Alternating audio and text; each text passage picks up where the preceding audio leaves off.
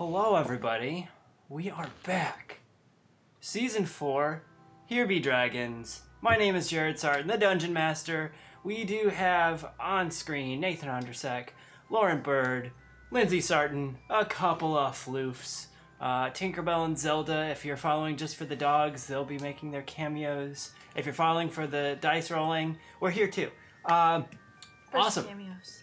There's their cameos. Let's kick it off here with some of our sponsors quick, who have helped us get to season 4. Undersex, would you like to show off some of the fun? Would I ever? Yes, we want to, let's actually start with that one right down there. Mm-hmm. Good old Critical Treasures. boom, baby. We used to just say they made dice bags, but now they literally makes everything nerdy. Everything. Dice trays, dice bags, dice, Coming, keychains. Masks. coming September 25th, advent calendars. A dice advent calendar.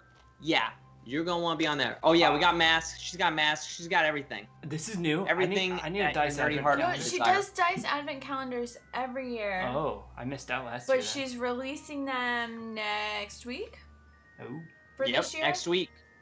Because she's like, wait, I need to get started on this because Now- everybody's going to want it. You didn't hear this from me, but We did. normally in the past she's also done like an advent calendar like giveaway. Oh, That's true. Where Yeah. she gives away something like every day, and then like the last one is like the huge. big one. Yeah, Huge. it's huge. We have another sponsor that keeps Jared going. I know that. That's good old caffeinated Cobalt. I don't know what you're talking about. It is a delicious brew that you can make right in your own home. They've got some different flavors that are all different. You three are more coffee lovers than I am. Not that I don't love this coffee, because if I'm going to drink coffee, I'm drinking this coffee. I just like tea. So tell them about the roasts. What are them roasts? Dark is a roast. Dark is a roast. There's a medium. There's a double caffeinated blend, and there's an espresso. So there's lots of good flavors. You don't even have to roast it. You can just chew it. However just chew it. However you get the caffeine into your system, it's great. But yeah, Yep. caffeinated cobalt is there, and then finally we Last do but not have- least, Blacksmith Craft Dice. Blacksmith Craft Dice, everybody. You're going to want to type in !enter right now, because that is going to get you into the raffle to win a set of these burnished bronze dice right here. Yup. They are amazing. These are some of the first dice that they released, and they're still some of my favorites. I love this set of dice. Nice. I'm rolling Garage them. is on it. Farash is First in. entry. Yes! Way to go, buddy. Yeah. I was gonna. I know. I'm glad he did it. I guys- was gonna clarify. Make sure it's !! ENTER, not exclamation point like enter key, but ENTER. yeah. You gotta type the word enter. But there's some amazing dice, and we've got the privilege of partnering with them and giving you this amazing giveaway to start season 4. Now, speaking of season 4, I do also know that people got the announcement that the amazing Jared Hoy is joining us. He will be. But you're like, wait, I don't see him. Did you lie to us? We did not lie. Mr. Hoy was on vacation, already planned out before we lined everything up. So he's going to be joining us in our next show. But so we're still in that transition time, right? We're telling a lovely transitional story. And no, Willow, I didn't lie. He's a part of the cast. Unintentionally misled, maybe? We did. Nathan Witch Doctor typed in. I know. Now I feel like I Point. confused it even more. We But did he got it right the first open a time. portal for Jared. He still hasn't walked through, so you will see his empty spot on screen. If you're watching the stream, if you're listening to us, pop over. There is a portal open waiting for him to just step through. I guess it's next week. We tried bringing him back from vacation quick. We tried. But that's some of the fun announcements. And the other fun thing is that you can always influence the game. If you're mad at me right now and you want Jared to smite me, or you just want me to feel jealous, you can give some amazing bonuses to some other players. For a $5 donation, you're going to get a pull from the Mild Magic box. Given to a random. rolled player. Random or player DM. right there, or the DM could get it as well. And then we've also got the $10 level, which will give a reroll to whoever. The $20 level, where challenger approaches, who could either be on our team or it could be a villain. It could be someone that we have to fight immediately. And then, of course, if you take down the hype boss, you're going to be able to assign a nat 20 to anyone here. Could be one of the players, could be Jared. He doesn't really get those. But when he does, they actually are usually with the stipulations that they be used against me. So, there's that. It happens. It happens. Awesome. So with that, do take a look below. You'll see our scroller here that has some of our current cast, some of our guests. Feel free to follow everyone on Instagram if you want to keep up with anyone who's been on the show here. Enter the contest. Take down the real Gobshite, because I don't know if he's here to defend his spot as the hype boss. So hop in there and take down the hype boss. He's not here to defend.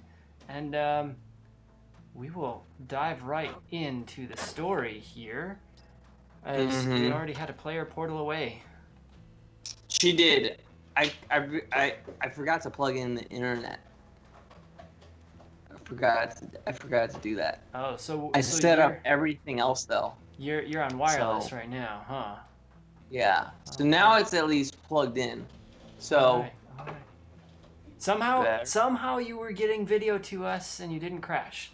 We're good for now. Magic. Quick shout out. I know I can only personally see like the last maybe 5, and my eyes aren't so good, so I can't read all the names. But everyone who has shot us a follow or a sub in the last 3 weeks. Yeah, A as we've been huge quiet. thank yeah. you for that. We're excited to have you, and make sure you head on over and join our Discord. Yeah, the last few names I see here: Cool Kid, XDYT, Jexicon, K-Bide, Timothy Diamond, and Willow Ridley for follows. And Willow, thank you for the sub as well. Woo! Thank you. We greatly appreciate everyone who joins in. And now this is what you came for. I get to kill the players. I mean, I get to tell a story. Wait a minute. So, it's been a while since we've been with this party. I believe last we found the party, we were in Standing Rock, a city that was more or less destroyed, and more or less in shambles. No, they weren't shambling. The humans in that city were mostly fine, but the wall had fallen off the backside into the ocean below, as the city sits on the cliffside of the ocean. It didn't just fall off, it was definitely exploded off with a torrent of water from our good druid friend just trying to put out a fire. So after our party had found the Dragon King and had finished the Dragon King, 3 times? You guys really... Yeah, I think we had to... Yeah. 3 million, maybe? 3 million. The Dragon King wouldn't die, and they finally were able to lock his soul away in the Well of Souls. And upon returning to Standing Rock, there was a lot of repairs to be had. The players, or the party here, had actually been told they were the new rulers of Standing Rock, based on some of their actions they had taken. So they began repairing the city. It took months and months and months before that wall was back up, and before things were settling and life became more normal for the town. Lord Drackland quickly assumed his station and was happy to start the reparations and rebuild the armies and unify the lower and upper cities. He quickly took charge and fell into his royal tradition, while the rest of the party was not so much excited to be rulers of this city. They're adventurers, ready to strike out and ready for the next big thing. And they kept their eye on the horizon. Day after day, calm, cool breezes, the trees in the distance waving so slightly, a cow grazing in the pasture. No dragons, no nonsense. And then about 2.5 months of this, day after day, watching, they were settling down to eat in one of the towers in the castle. And the same old slop, the sweet treats, the perfectly seared meats, pastas, breads, etc. just continued to come out. The table was full, the feast was ready, and an explosion in the distance had lit up this room. It was so far out that the light had flashed, and then it took seconds and seconds, almost a minute, and then the rumble hit. The plates shook on the table, and the adventurers leapt out of their seats ready for action, as this was the first sign of fun. Lord Drackland held his wine up to ensure that it wouldn't spill on his freshly cleaned attire. Now, when this had happened, some of the guards rushed in very quickly. Did you see that? There was a flash just out there, and then the rumble followed. Yes, but the rumble was almost a minute after. Usually the sound travels slower than light, so we can assume it's quite a good distance away. Possibly 50 miles. So we should go right now so we can help, right? Yeah? You guys want to go? Are you... I am so bored with paperwork and rebuilding. I haven't smashed anything in months. Well, what are you talking about? You just smashed a hammer down onto a nail yesterday, helping the barber get back into business. But the hammer and the nail weren't bringing justice. Justice to the economic system and this man who... Valari. I'm like already walking away. We're going! By now, Astro is grown up a little bit more, and he is wagging his blink dog tail, as he's more of a blink dog than a blink pup, walking at Valari's side. Still, the big padded paws fumble a bit as he's not fully grown, and he goes hustling off down the hall, chasing the guard who kicks open a few doors and starts readying your gear. He knew this day would come soon, as he'd watched you all pace the castle. Now, as your gear had been laid out, freshly pressed linens, the leather had just been oiled, the metal had shined so bright that as you picked up your sword and the breastplate, it caught some of the glimmer of the candlelight and almost blinded one another as you're quickly suiting up.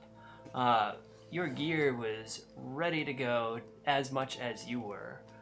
A couple guards had hustled you some messages. A few folk have ridden from the hills nearby and gave some bearing to where this event had happened. And a plan and a map had quickly been brought to the party as you were all getting ready. You had a crew preparing you for this moment, for the moment to re-adventure. And now, as it was dusk approaching, horses were readied to get you at least halfway through the night's ride. A small party joined you of town's guard, ready to protect in the immediate area. And you are ready to go. The gate opened, and players, what do you do as the gate has opened? You each have a horse. Your gear has been loaded. Adventure is in the distance. We ride! Have I rode a horse before? You've been able to get some practice time, as there have been a few people in the castle who believe that everyone should have a bit more grandeur to them than this new lot of rulers. Yeah, I imagine I still don't like it. You probably don't. Astro, however, is running full bore next to your horse and teleporting ahead once in a while just so he keeps up. As you ride... I think as Garth is about to... Hop on your pony. Look. The mini pony? It's Does he a have a- healthy pony, right? Or he has As a he's about ladder. Yeah, as he's about to jump up onto good old, man, now I gotta name my horse. Finnegan. That could be your horse's name, but I'm gonna name my own horse. Well, do it quickly. No, I want look, adventure. What I'm trying to get to is a thank you for the real. I was trying to do a nice transition. Everyone keeps interrupting. Thank you to the real Gobshite for all those gifted subs. We've also got a few new people in here. Parawheeler 058 is in. Welcome. Also to Cymorgs is in here. Hello. How you doing? And I know Celia Martinez showed up as well, Yeah. but I don't think everyone has gotten in on the raffle yet. So if you're here and listening, make sure you type an exclamation point and then ENTER, exclamation point, enter, will get you into the raffle for a set of these burnished bronze blacksmith craft dice. And while that's These are- happening, A ton more as- subs as- came in. you're all Sub, riding sub, sub. across the plains. The gods are fighting up above. You see purple lightning across the sky, and you hear a voice that says, Willow Ridley is now the new hype boss. So Willow, please, please let us know which player or DM gets the Nat 20. For those of you who don't know, it is a spot where it's essentially a token that they can say, I'm going to just get a Nat 20 on this roll instead of rolling.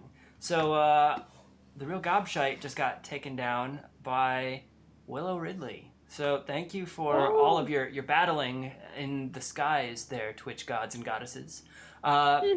Now, you players are riding across the fields on unnamed horses. You can think of your name as we go along. The direction that you're headed is to the north. It only takes a matter of half hour's ride to pass by the creepy, dark forest that you'd spent some time in a few months back. Chills run down your spine as you pass that area. Now, it's late into the night by the time that you are able to take rest. The adrenaline slowly dropping, eyelids dropping just a little bit as well. And the town's guard that was with you has now diminished. There's only one guard left who's there with the tents and set up for you for the first night. And his horse carries a small cart behind it that had been bouncing the whole way through. And as you find look at the suspension on it. the suspension might need a little work. And as you find a moment to rest, there's a flat space just at the top of the hill that looks like it would be great to pitch your tents. The guard stops here and flags you all, and he basically falls off his horse, beaten with exhaustion. Oh, I think we could set the tents up right over there. And, over there too. Do you need anything? I'm gonna start setting some tents up. All right. Yes. You've already done a good hard day's work. I do think. Let's get the tents up and going because. Oh, I've got a tent. And I pull Linus out of my bag. With the big and cloud of whoosh. dust. With a big cloud of dust. As you toss this patchwork blanket out, it settles perfectly into a small pup tent. From the outside, merely the size of one person, but as the door flaps kind of breeze open, a soft light shows, and inside it's far bigger than the tent appears. Oh, I forgot that you had that, so I didn't need to bring all of this. Well, I'll let the Sorry. guard captain know. And he crawls in, and you hear a flump into the pillows, and he is only a few feet in off to the side of the door, already snoring as he lands in the pillows. Wow. This is good to be back, isn't it? Mm, It I is good to be back. reach over and grab a cookie from a pillow goblin and You notice that this is a double chocolate cookie, chocolate chip with a chocolate batter, so they've improved since the last time you were here. I've missed them. And I've also missed the Shield of Destiny, who just gifted a tier 1 sub to Kurisu5412. Welcome, both of you. Didn't mean to rhyme, but it happened. It was great. And then we've also some wonderful shenanigans. Someone asked, Cymorgs actually asked, first time tuning in, how long has the campaign been going on? What level are the PCs? That's a good question. We're level 7 right now because we've been going for at least in real life, a couple years now. Yep. But this is our 4th season premiere. So season 4 for these characters have gone through a lot. And just a reminder for anyone just tuning in, again, exclamation point ENTER gets you into that raffle for the giveaway, which will be announced after our mid-show break. Win some dice! Whoop, whoop. Anything else you'd like to call out as you grab your second double chocolate chip cookie? No, I'm so excited to have cookies. That's just me. I think, yeah. Is that Garth or is that Nathan? Yes. Yes. Cool. That's one of those great places where character and player get to become one. I think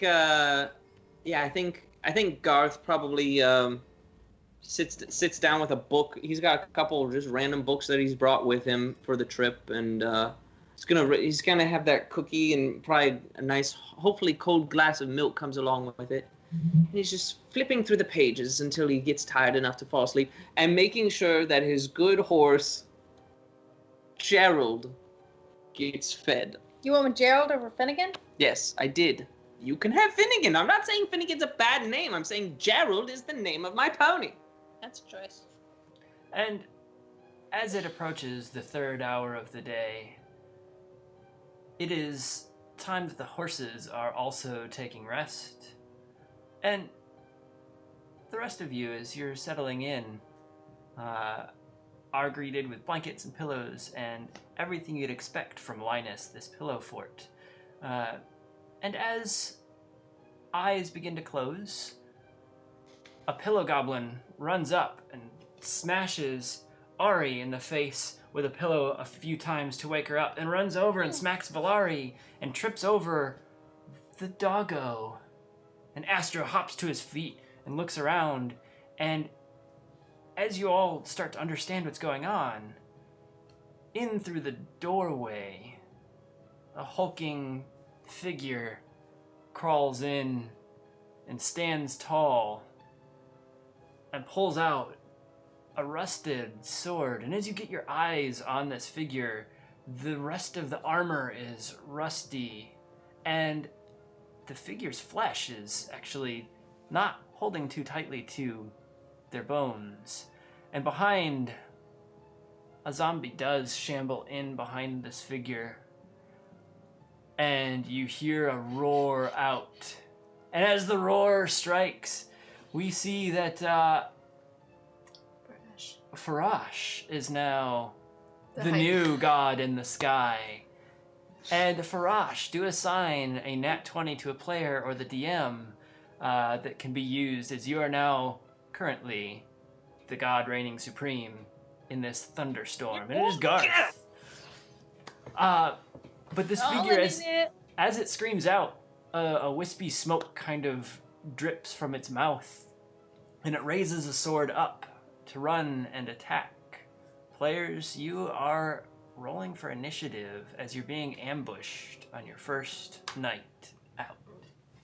How rude! Ooh, pretty good, That's pretty not good. good Where's my sign. character sheet? Found it. Which character am I?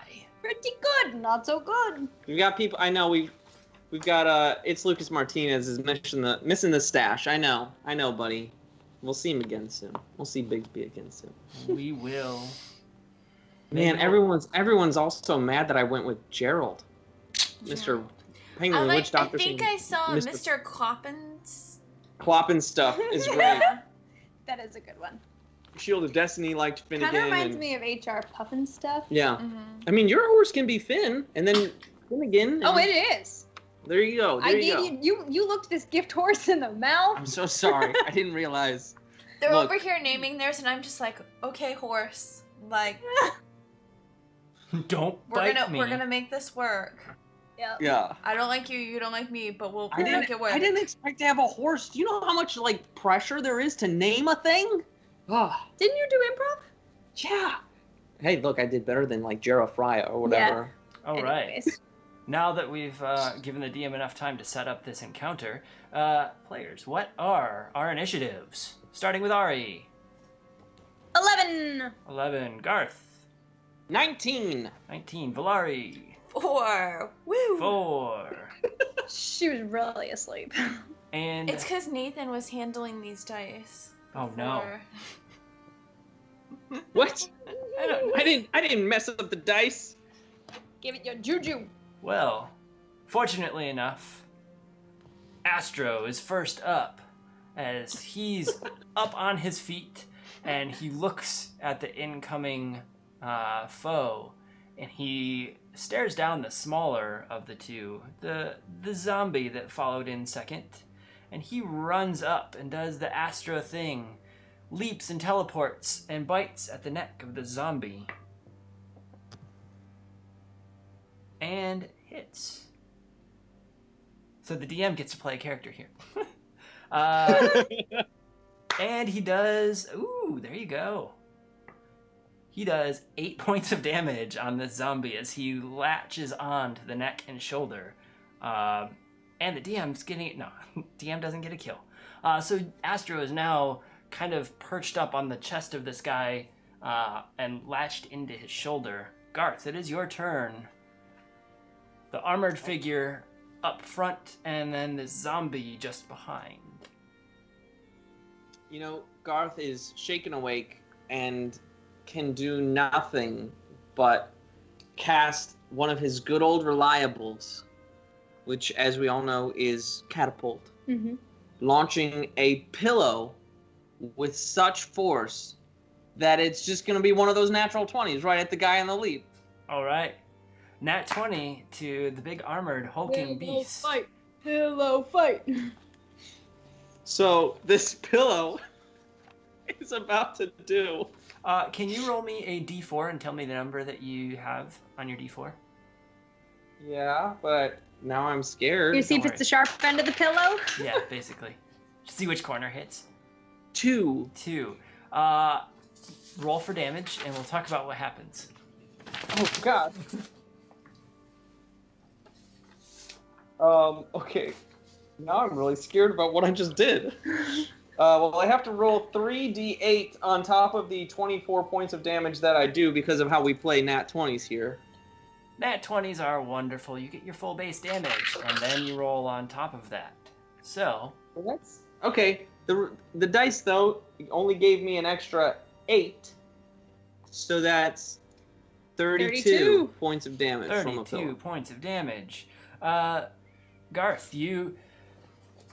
rubbing your eyes and waking up, you fling what you think is a pillow. Instead, you actually fling a pillow goblin. No! And the pillow goblin goes blasting right into the face of the wight that had walked in.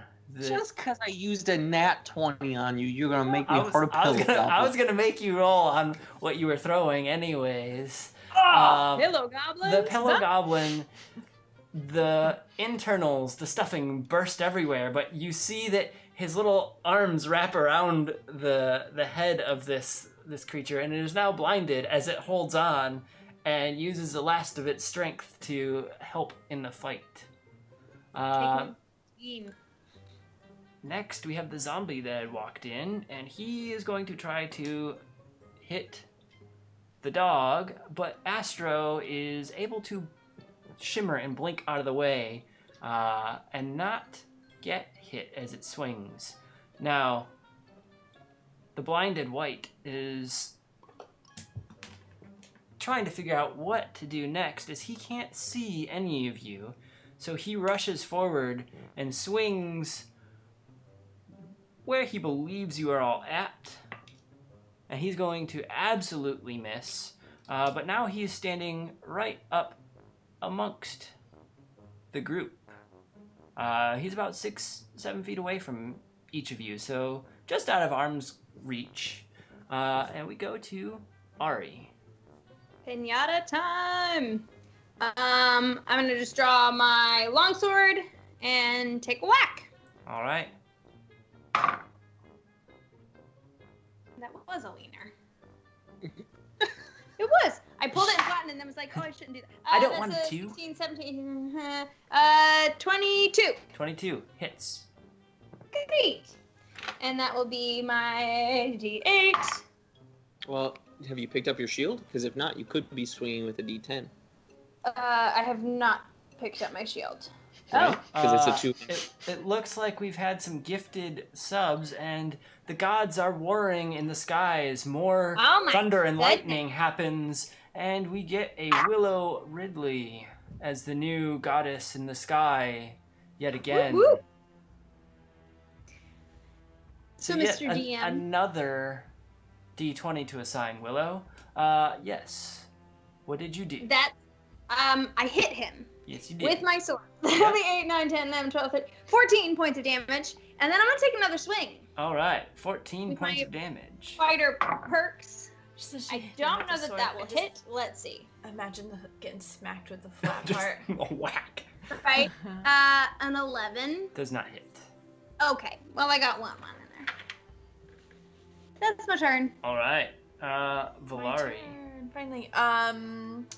So I'm going to mold earth, and I'm going to, I want to excavate like a hole underneath where the what do you call it? The zombie is standing. Where the doggo's at? Or where... Well, I mean the doggo's on his shoulder, right? Yep, But yep. the zombie where he's standing, I want to dig out like a hole so he just like I'll let... falls. Normally it would be an earthen substance. I'll let it be because you're in pillow land, so it is pillow earth. But it's a blanket that turns into, like, I imagine, like a tent like this, right? So we Yeah. still have ground. Oh, Like, when it's you the go into a ground tent, it's is- still the ground. The ground is pillows. Oh. It's a What? magic tent. It's a But I magic like- tent. It's magic earth. But I will let that pillow work. I will let that work. Is All that right. stuffing? Pillow dirt? Is that just stuffing? Yes. It's a bunch of smaller brown and gray pillows. Right. So you scoop up these brown and gray pillows, and the zombie falls down into the hole. Yeah. All right. Okay, so the zombie is now 5 feet down into the hole, and sitting there or standing there, trying to get Astro off of his shoulder. It is back up to Astro's turn, and Astro is going to attempt to continue his bite, and does not land that one. So what happens is the zombie pushes back, and Astro is able to get a foot on the edge of the pillow earth next to him, and is now standing kind of on the edge of the hole, growling in at the zombie. Garth, it is your turn My turn again? again. You We- get 2. We only there- have 3 players, so right? Right, that's great.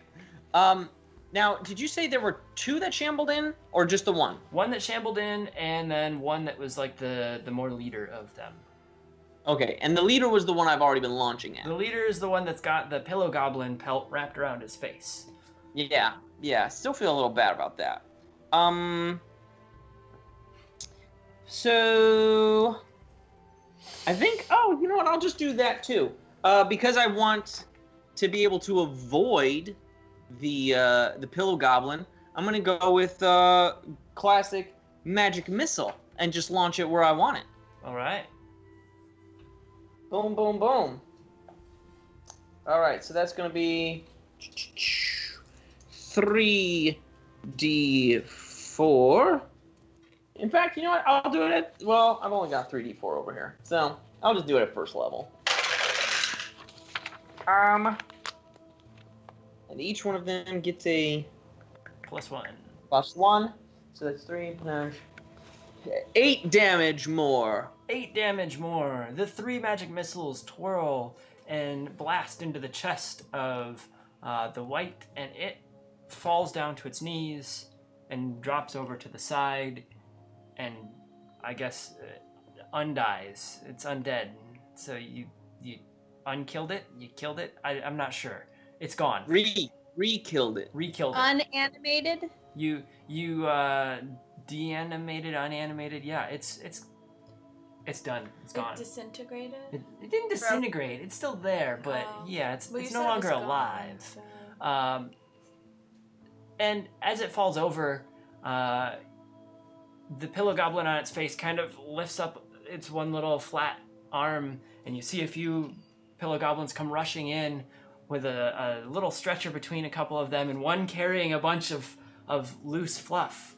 And they're quickly attending to this goblin. As the fight continues on, it is the zombie's turn, and the zombie can claw at Astro, who is right in front of him. Oh, no! As he claws at Astro, he does get a hit on him. Astro! Leaner, it only does 2 points of damage as it kind of smacks Astro in the face.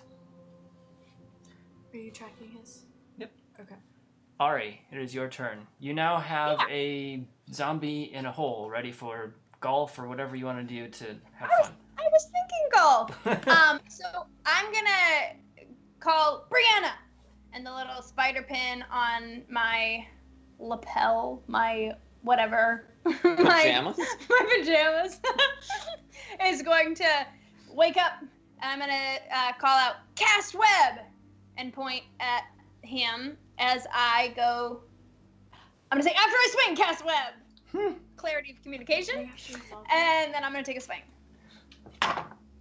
As you're waking Brianna, purple mist flies through as one of the gods has gifted a $5 tip from the real gobshite. And there's a +5 AC given to Valari for one round of combat. Nice. So you have go. a +5 if the zombie does get out to get you. So you run up and swing. What is your to hit? 25. 25, it hits. Okay. And that will be 14 points of damage. 14 points of damage. How do you apply that swing? Yeah. I think we have different understandings of golf, but I'm really bad at Yeah, golf. you should that see her on the explains. putt-putt course. That explains. It's usually under, not over. I know, but flat side of the blade. Yeah. Okay. And so with that, as you run up and you swing down, you end up just knocking the head clean off of this zombie. And Brianna, never mind. Brianna rears up on your shoulder and gets ready to shoot web, and then stops and skitters down back onto your neckline and clasps onto the armor there. Great. I feel like I need to apologize for all the excess chaos and sound effects that are coming from our end Battle of the sounds. stream. They're just The doggos. they're just being doggos tonight, so I apologize. A Well, 5-year-old and a it's- 7-year-old just doing their dog It's- thing. It works though because we've got Astro back, so Yeah, Astro's here. it's just good Foley. It is. Oh, and Farash doesn't hear anything. There you go. All right then. Well, Perfect. if you hear, sometimes you'll hear toys or barking or growling or I don't know. I guess we They're- have the microphone set up just right. Yeah. Awesome. So the battle ends, and as the battle ends, the zombie lays collapsed in this hole. The leader, the white, is laying there dead, and the pillow goblin is being pulled off of his face and attended to and being quickly restuffed.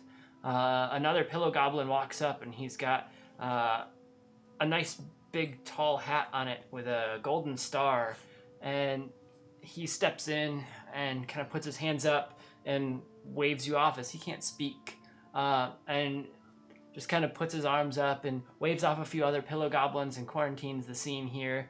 The goblin that helped you out is being stuffed and thrown onto the stretcher and run off behind a few pillows. Assumedly, he's going to Pillow Goblin Hospital, but they've got him. And all is quiet. Valari, Ari, why would zombies be able to get in here? Don't we have guards outside? Don't we have a whole troop with us? You were left with one guard as they had peeled off, and it was the one that had fallen asleep, and he's still asleep just inside the edge of the tent. Carl! Tired. Carl, wake up! Yeah. Who's that? It was a zombie that just attacked us. Where have you been, Carl? 2. Yes, 2 zombies even. I want to search the pockets while they're talking, or like search the bigger one to see if there's any, like, was he sent here? Does he have a wanted poster with our faces again? Like. Oh, that's right. You had one of those. And we had one. I didn't. Mm-hmm. Oh. The guard sits up and looks around. Well, seems that you've got this. I'll step outside and puts his head down. And he starts pulling his boots on and getting ready to go outside. Ari, as you're digging through the pockets on this very ancient armored zombie, you open one of the pockets, and a very old letter, folded and unfolded many times, is able to be pulled out. And as you pull it out, it seems to have been around for upwards of 50 to 100 years, if not longer, and carried on this person. I read it. As you read it, it's a very rough script, a lot of it worn out. But what you do see is that there is a mandate for the dead of the lands to rise as darkness falls. When the ethereal plane meets the material plane, the plan will come into action. I don't like the sound of that. I read it out loud to Valari and Garth. Like, guys, listen to this. That sounds bad. Very bad. How could one even do such a thing? I mean, interesting. I do want to, Garth is gonna peek his head outside the tent and just see, like, are there more? Are we good? As you peek your head outside the tent, you do see Carl standing there and turns around, and Carl looks at you and reaches down, and he's got an arrow in his chest, and he falls forward, dead in front of the tent. And Carl! you see off in the distance what appears to be a horse with flames on its feet and on its mane. The rider glowing ever so slightly. The horse rears up and starts to run off. And as the horse runs off, it kind of disappears into nothingness. The glow that it was casting just instantly disappears, and a little bit of flame flickers out from where it was standing. The horse was about 100 feet out, and the rider had a clear shot, apparently, as you were sitting on top of this hill to take out Carl. The horses that were tied up seem to have run off. There's no sign of them. And Gerald! Gerald is now roaming free somewhere nearby. This is the worst. I rush out to the tent to see what's going on. I rush to Carl and check his pulse. Is he gone? Carl's gone. This guy was exhausted, and that arrow finished him off quick. Who has mold earth? Valari does. I dig a hole, his body falls, and I put the dirt back. I look around for a flower. There's a handful of wildflowers about 20, 30 feet from where the tent's set up. I pick them, and I put them on his grave, and, Garth, you're the word guy. Yes. You didn't see what I saw. There was a rider. What? A rider. He didn't just fall down dead with you. Oh, right. Oh, yes, it wasn't a rider on a flaming horse. And sorry, as much as I want to say words, Carl was a good guard. He obviously watched over us, protected us. But he didn't? No, he didn't. Well, I mean, he was But so exhausted from doing that throughout the day that he thought we would be safe in our own home. Obviously, look. Listen here, Mr. Halfling Wizard. I think we gotta get going, right? Tiefling, wild mage. No, we had a question about what everybody's. Oh. I couldn't work it in naturally. I was like, this is so awkward. You've never talked to me like this. I know. I was She's breaking the fourth wall. the Ari's zombie characters. got her. Willow, Ari is a human fighter. Halfling wizard. Tiefling, wild mage. Sorcerer. You're Sorcerer, welcome. yeah. Sorry for the awkward. I'm half awake. It's now about 4 a.m. We can't stay here. There's zombies in flaming. Flaming horse. Was the rider on fire? Did he have like a skull head? There's a flaming mane. The rider was holding a bow. I want to actually run over to where I saw the horse. I want to see if the ground is charred. Were there hoof marks? Was it some sort of ethereal thing? Now that we've heard ethereal and material planes. Yep. Down the hill, as you rush down, you see that there's a small charred area that looks like flaming foot horse prints had happened. So there's some horse hooves, some burnt grass. And then in the direction where it had run, there's a few small, lesser burnt spots, and then it dissipates into nothing, as if the horse just vanished. Yes, we're dealing with something very different here. Can I roll? You mean what would it be? Like very a different- history check or an arcana check? If I would have heard of any creature like this before? Yeah, you can roll either, whichever you prefer. While you're doing that, thank you Gobshite for the donation. Thank you Rachel for the follow, Farash for the sub, Sith Lord for the follow. There was a bunch of and subs. there's a bunch of other subs gifted and whatnot above. That is We're in our awesome. third hype boss? Third hype boss, I think. Willow gave me it another time. Yeah, Not. Willow did it Because, twice, but it's still. Yeah. Roll. Yeah, Yeah. I mean, we're super close, 320 hit points. I think it's a 1-to-1 or close for bits. It's a 1-to-1 to cents per tip. So if you want to take out Willow, it'll be probably $3.25. There you go. Yes, so I got a soft 20 on a history check of if I've read about any of these creatures before. Okay, yeah, soft 20. You have heard of nightmares, horses that were once Pegasi and converted by fairly evil beings in the worlds by removing their wings and performing rituals to turn them into nightmares, essentially planes-walking beings. Some of the history books that you know from your world would say that it was barbed devils and various other demonic creatures that do this act.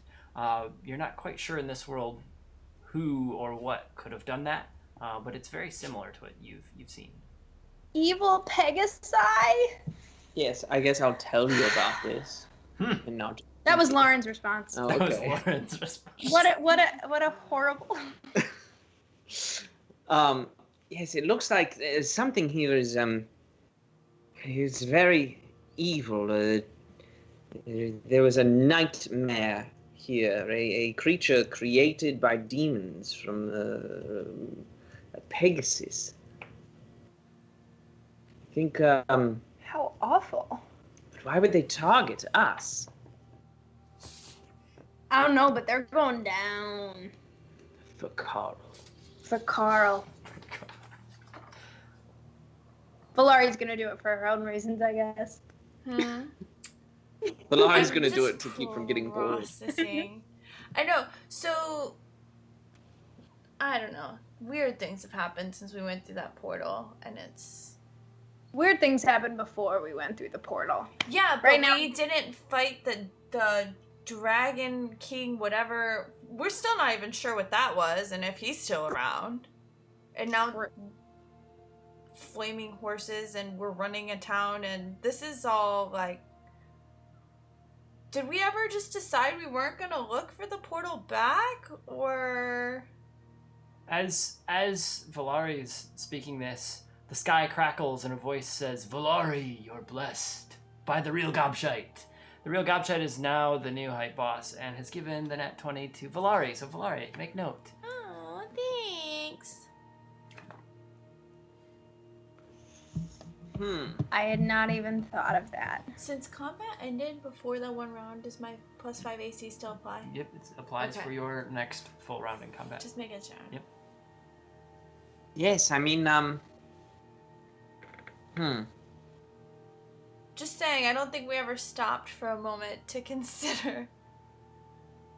No, we didn't. It is something I'd be very interested in looking into. I'm sure. We're We'll not have even this sure where going. we are. Well, we're in The Black Isles, yeah? yes, the island of Near. Look, we were just in Standing Rock. Standing Rock. That give me a +1 history here. Listen, I don't know. Listen, we could go on and on about what we want to do, but right now it's 4 a.m. We've been attacked by zombies and a flaming horse Nightmare. nightmare. I think we gotta pack up and get out of here. It would be nice to figure out what that explosion was. Perhaps if we can handle it quickly, then we can go about figuring out this realm and how we would get back to our own. We would also want to get a message, if we figure that out, to Rumiel, just to let him know, like, if he wants to go back. I know he's doing a lot of work with the ends and such. Oh here, yeah, but, that guy. But if we're going to go back, we might as well invite the other person who came through, so that he wasn't trapped on in a world that without me. You understand? All right. I'm gonna go back in the tent, grab my things, and come back out with a plate of cookies. Breakfast. As you're heading back up the hill towards the tent, the body of the zombie gets rolled out, and a couple of the pillow goblins are wiping their hands, and they go back in. You see them drag the other creature out as well and remove them from the tent. And these goblins are made of burlap and are heavy duty, and they look a bit more bulky and hulking than the rest of the pillow goblins. And they step out of your way and hold the flaps of the tent. You're greeted with a plate of cookies. You're greeted also with another goblin who does have a few small vials of a dark brown syrupy liquid that I believe you may have encountered in the past. Java. I take both. How many were there? There were 3. Oh, fine. Okay, I'll take one. If nobody wants theirs, I call dibs. I mean, I pick did- mine up, and I haven't drank the stuff yet, but I see her, and she goes, well, I'm going to take it, and I just dump it on the ground. I'm like, no. So I dump it out. She remembers what you have done in the past. Yes, huh? There. All right, then. Unfortunately, our horses have also run off. And if I know anything about horses, they will run back to their own stable. So they're probably a good ways away, on their way back to Standing Rock. I don't know why I keep forgetting the name of that place we've been in for Sleepy 2 months. Stone Standing Rock of Doom and such. And we now have over 150 followers. Thank you guys for the help and the bringing in your people.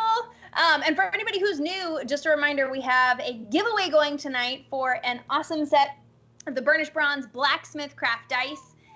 Type in !ENTER, enter to enter. Yep.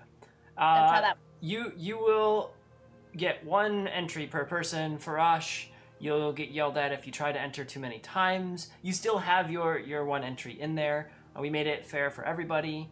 So that way you enter once and we have a nice big pool of people here to choose from. We will take break in about 30-ish minutes, plus or minus, depending on how the story settles. Our break is 10 minutes long, so roughly you have about 40 minutes to get your friends in here to see if they can win some dice as well. You don't have to be present to win. We've got you here. We'll reach out to you on Twitch.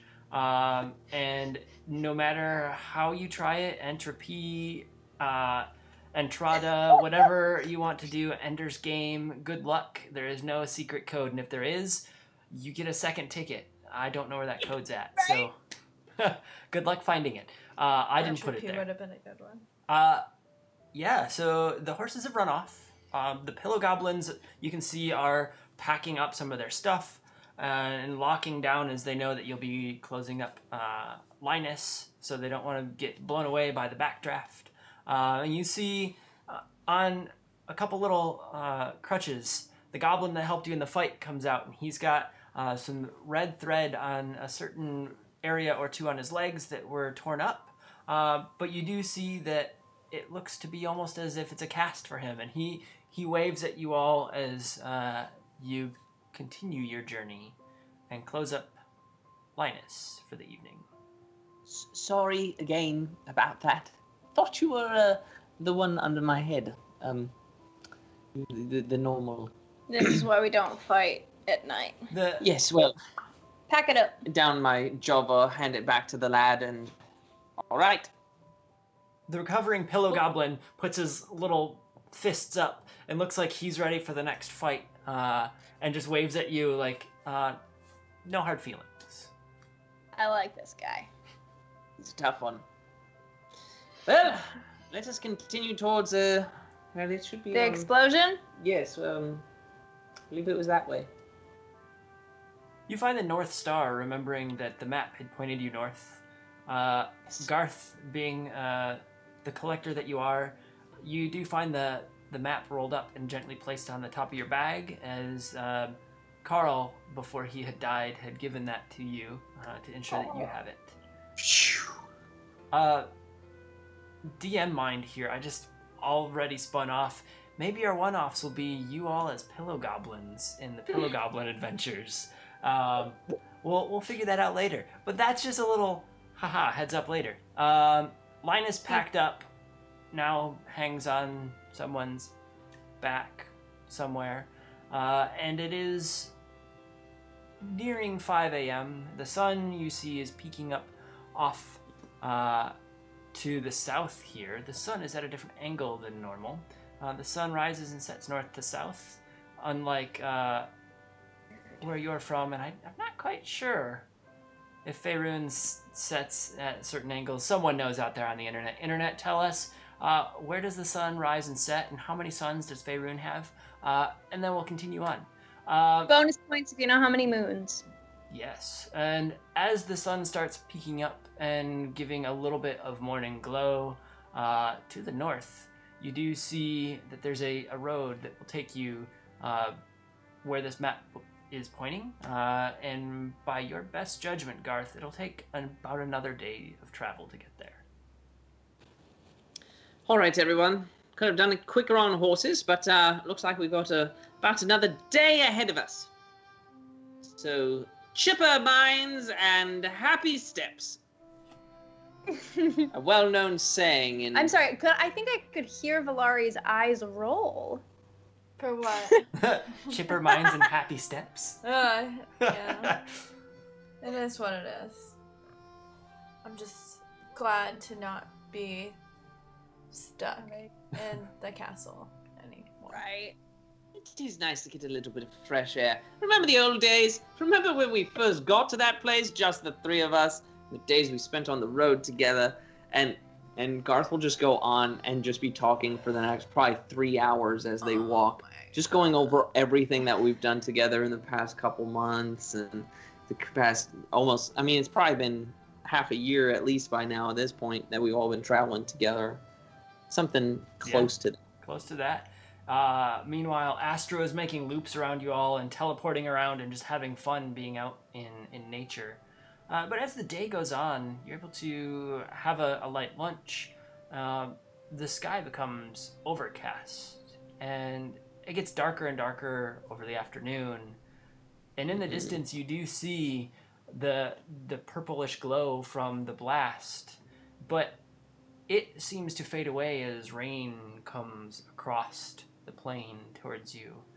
It slows down travel as everything gets all muddied up and it's harder to make a good pace.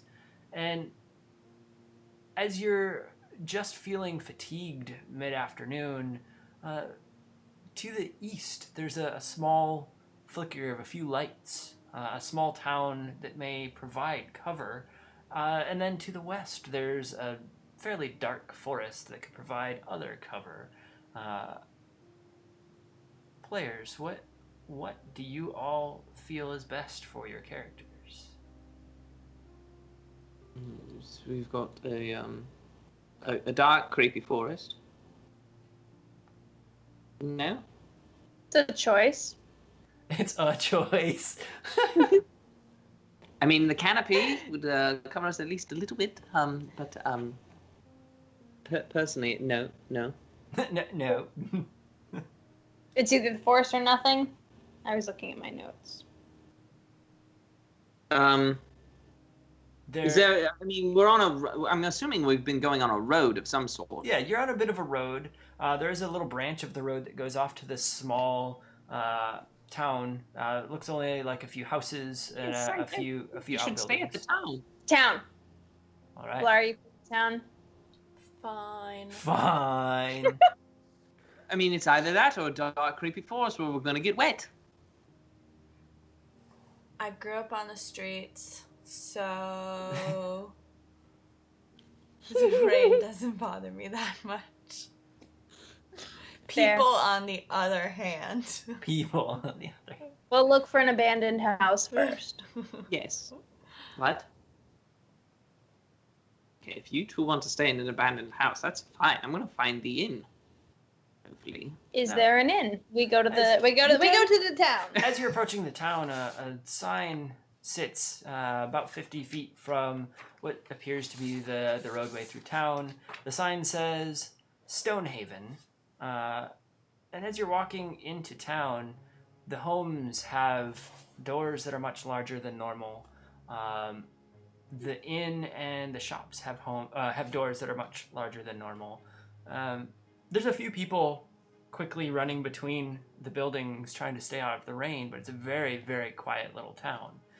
In the front windows of a few homes, there's a candle or two lit. You do see some very ornate stone carvings of humanoids in a bunch of different homes and shops. And you do see the inn up ahead, the sign seemingly removed, and the lights out front show that this is the place that is kind of the hub in the center of town. You walk up to the front door of the inn, and the porch gives you a little bit of cover to kick your boots of the mud and enter in. But as you're looking through the windows, it's a very quiet, empty inn. It follows the rest of town. There's no one here taking cover from the rain. Open that door. Open Yes. that door. Boldly, happily. Hey, welcome. You must be from out of town. I haven't seen y'all here. My name is Sir Gerald, and I've Well, I had a pony named Gerald. It Oh. sounds very similar. Not the same. well, I know it's not the same. I had a pony named Gerald when I was growing up too. Oh, You. Okay. Gerald is spelled Gerrrrrald, and Gerald Yes. has a lot less R's in it. I just thought it would be fun. Yes. So, it's a lot of R's, but forgive the mess. We've been recently acquired. So we're just trying to change over and get some new stock in. Pick any table that you want. There's not a lot of traffic tonight, given the rain and all. But I'll be back out in just a minute. And he pushes back into the kitchen area, and you hear some clanks and clunks. On the bar top, there's a circular shield that's half painted with what appears to be a red dragon's head, painting over some old lettering that seems to be sanded off. These guys are everywhere. Yes, well, Motioning to the sign with the dragon, seeing as we have been staying at the Stumble On Inn in almost every town we seem to go to. Yes, I haven't figured out if it's a corporation yet that's making it everywhere, or if they're just a really well-known brand name that is allowing franchises to pop up. Yes. Economics. Is there anyone else sitting around besides the three of us in this? Gerald? No, not Gerald. Gerald. Gerald is back in the kitchen. Right. Sir Gerald He's is gone. back in the kitchen.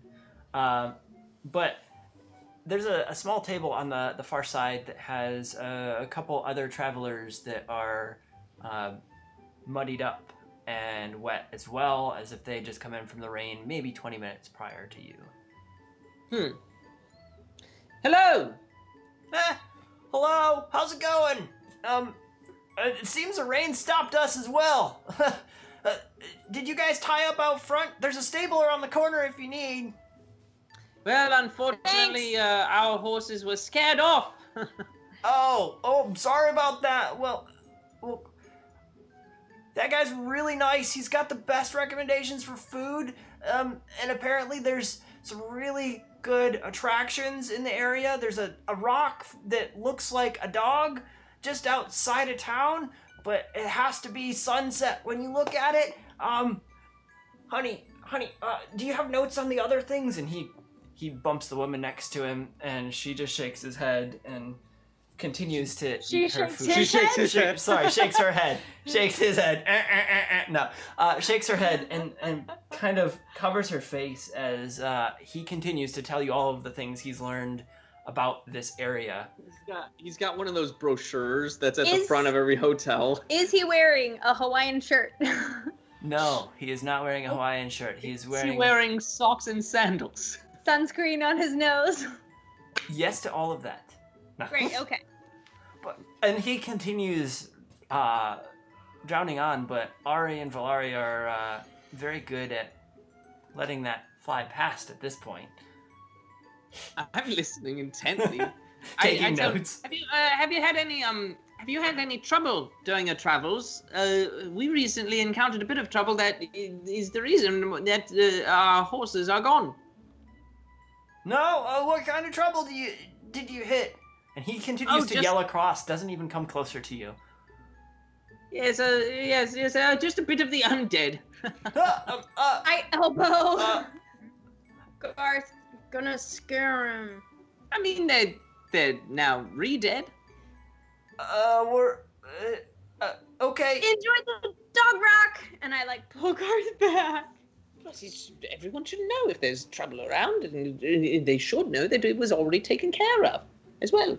The man pulls out a small dagger and lays it on the tabletop and taps the woman with him, and she pulls out a small dagger too, and they put a few coin out, and it looks like they're just trying to figure out that all they have are the two daggers, if they are able to get more weaponry. And he crumples up a paper and throws it off to the side and nods his head. Apparently one of their excursions was removed from the to-do list as... Oops. They need more weaponry. Sir... Only helps if you know how to use it. Sir Gerald comes back out, and he sets down a few pints of different varieties So you gotta be careful of this one here, and he points to a very dark brew. This one's just into the area. It came from another island. It's a honey grabbed brew. it. Oh, that one. Oh, that one. It'll knock you back on your butt pretty quick. But we do have some food. I'll get some food for you. Does the honey brew leave you with a nasty buzz? You're a jokester. Are you? You must be one of the traveling bards. We could have you do a show. You could do a show here. Tomorrow night maybe. If the numbers are up.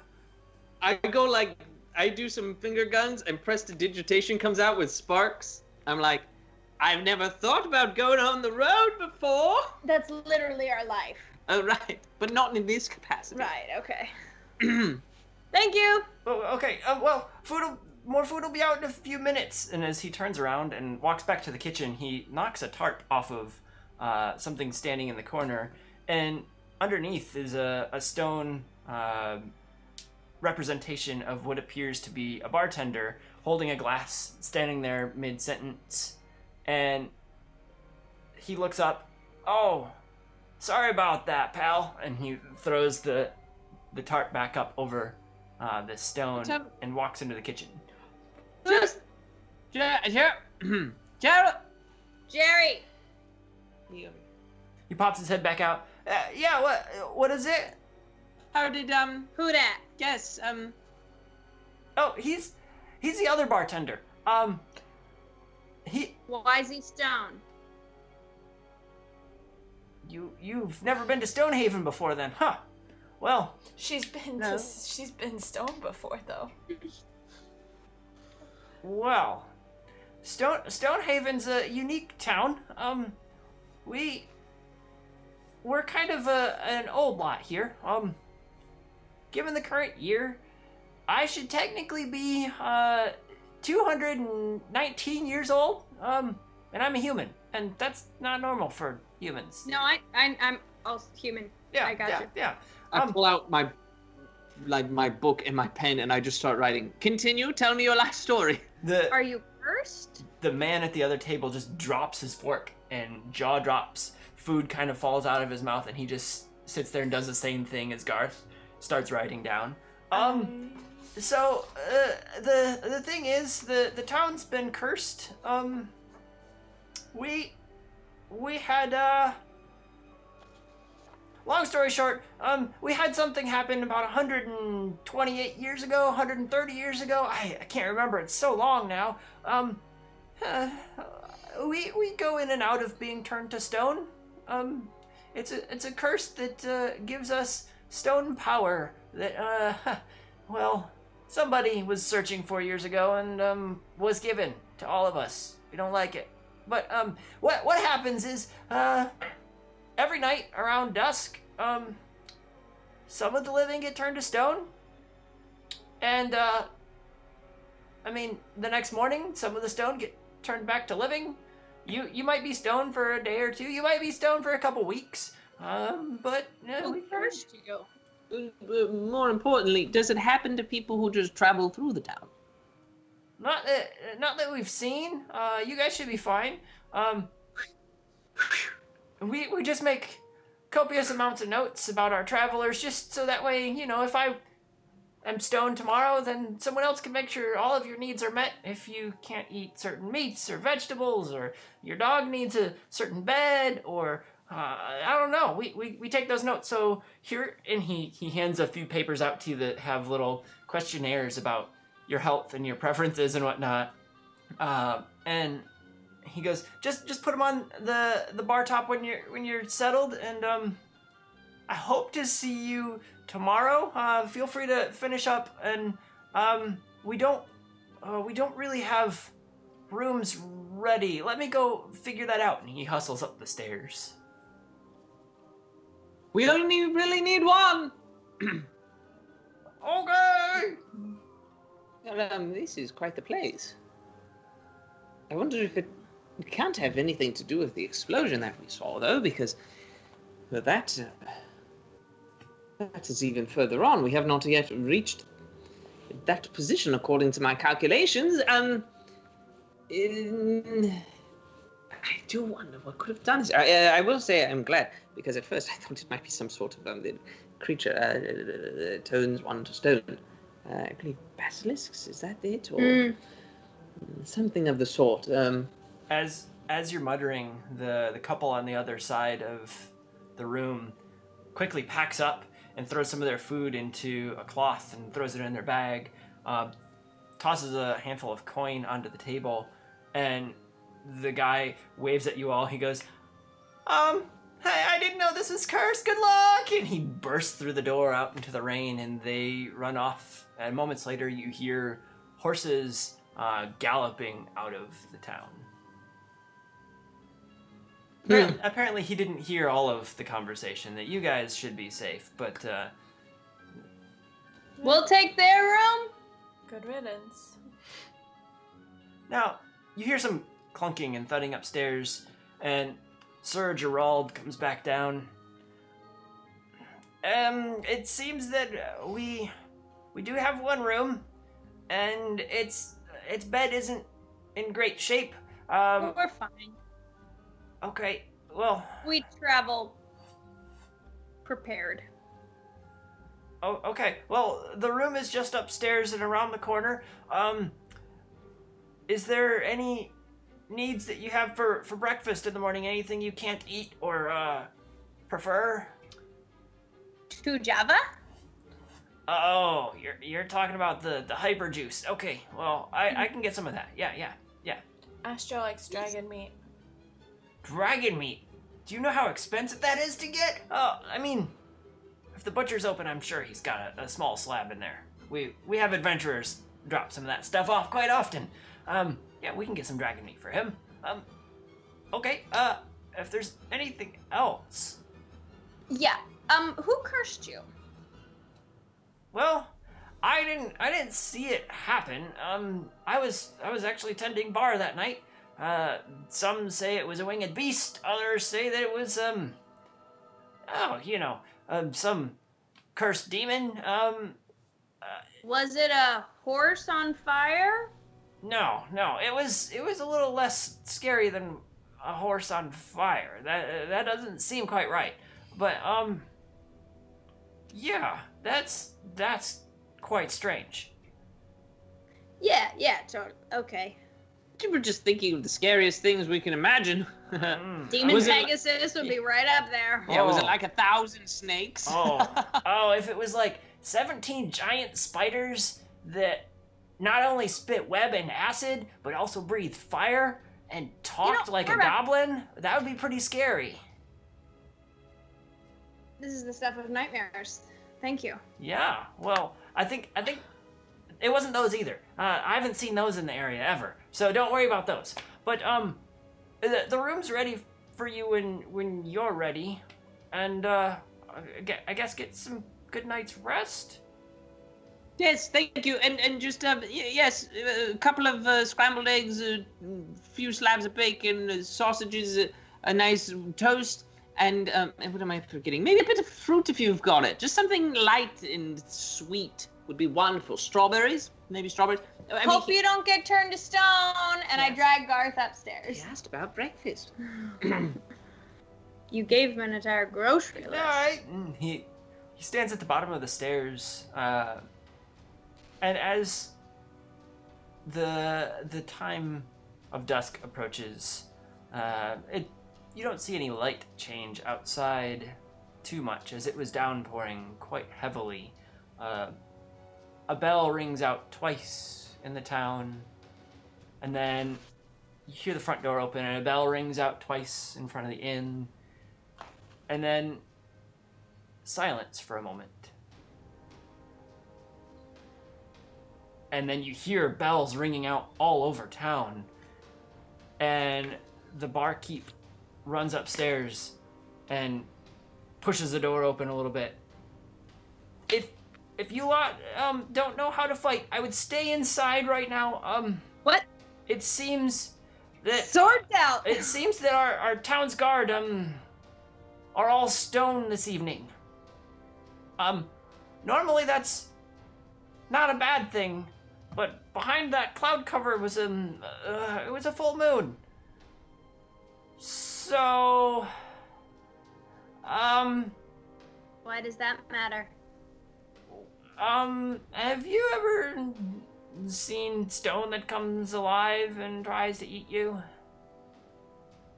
No. They have wings and kind of look, a bit scary. Wait a What the second. crap have you done to us? They're usually, Like a gargoyle? yeah, you can find them in the big cities sitting in front of churches. Yep. Yep. I've seen a group of them on top of a skyscraper. A guy had moved We a talking about like castle an onto a angelic? skyscraper, and then they came to life once they rose above the clouds. Are we talking about angelic figures? No. No. Okay. Stop nightmares. Yep. Okay. Well, tonight's the night that those things tend to feast. Now, I think you living folks are fine. It's the stone folks that oh man. Well, the stone folks are the ones that first get gnawed on by these beasts. Wait, they eat the stone? Yep.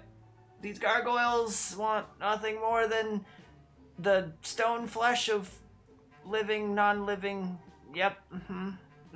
They eat the stone. Sense to me. Why do you guys not move? Oh, we tried. This town was 50 miles down the road years ago, and as we moved, so did the curse. Well, we stuck together as, if one turns to stone in someone else's city, they might get burned or crushed or locked away, because, that's not normal. But, in this city, it's and as he's mid-sentence, you see him just quickly turn to stone, and he's mid-sentence talking to you, standing up at the bar, and turn to stone. The other bartender is still stone. The other bartender's still stone. As you recall, earlier in the evening, he had said, in the morning, Well, there goes our breakfast. people wake Wait, up. yes.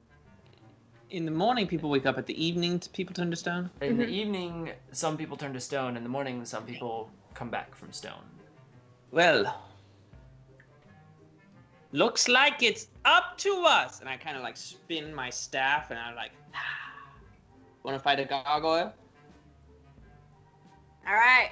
Is there like a closet we could move these to? How heavy are they? Could we move them to somewhere that's more defensible?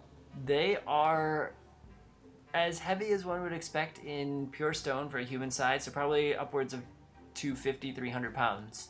I bench that on the rig. So Ari's over there just like tucking one under each arm and lifting and tucking them back in the I corner. do mage hand to help lift There- 10 pounds of it. There is space in the kitchen if you wish to put them there. There seems to be no door out the back or anything from this kitchen. Okay. I mean, it's a fire hazard, but okay. I mean, who's looking at these? Who's inspecting the fire hazards here? You know what? I guess if also you're gonna turn to stone, You might be like, safe. you're fine. You might be safe. You're gonna be fine. You get turned to stone making dinner. You wake up the next week or month or whatever, and everything's burned down around you. Yeah, whatever. I'm just drinking ale watching them. You're just drinking ale watching. Now, at this point, you are prepared to walk out into the rainy streets to do battle. And this is where we're actually going to take a break, as there are gargoyles roaming town. And as you look through the front windows, you do notice a few stone figures of people covering their head as if they're running between buildings trying to get somewhere safe. So, not all as well, as there's some uncovered figures out in the night with these creatures lurking. Now, before we go, this is your chance. Everyone who is here and has not yet, type exclamation ENTER. Hit the enter key after that. You will be entered. Enter. Roger. You'll be entered in to win a set of blacksmith craft dice. These will be given away at the end of our break, so in about 10 minutes. The entries will stay open until end of break, and at which point I will close break and announce our winner and reach out to them. These are very pretty metal dice. You can take a look at them by clicking the link below and see the full store worth of them. But there it is, beautiful burnished bronze. So, invite your friends and family to join in for the second half of the stream. Have them type in !enter, and we will see you in about 10 minutes. Dun dun dun! Where's my button? There it is. Bye!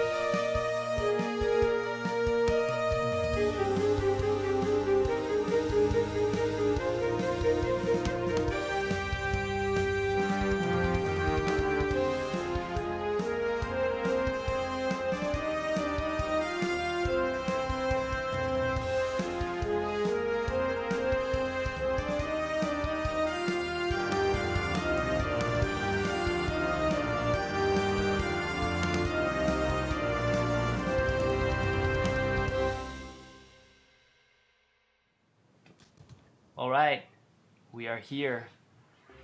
It is now the time that we're back to Dungeons and Dragons. We're gonna do our giveaway. I know you're all here waiting Giveaway for time! this very moment. We have a handful of entrants here. I am closing the giveaway right now, so you should all see a message in just a second that says you can no longer enter. How sad. But that means when I push this button, we have no idea who it's going to be. Random draw of dice for Farash. Wow! Farash. You won! Woo, woo, woo. You won something! Wow. Farash. You are the winner. You get. Yeah, Mr. I never win. Yeah. You Bias get with the whim. a nice set of metal dice. Do reach out to us on Twitch here at our handle. You can side chat and get some of the details. If you'd rather, you can put your email in there and we can take it completely off Twitch to get your address, and we'll get that shipped out to you this week. Congrats on the win. Now, if you feel like you want to win a set of these dice, stay tuned to our social and to our chats and to our shows. We have a handful more from our sponsor that we'll be giving out over the course of the season.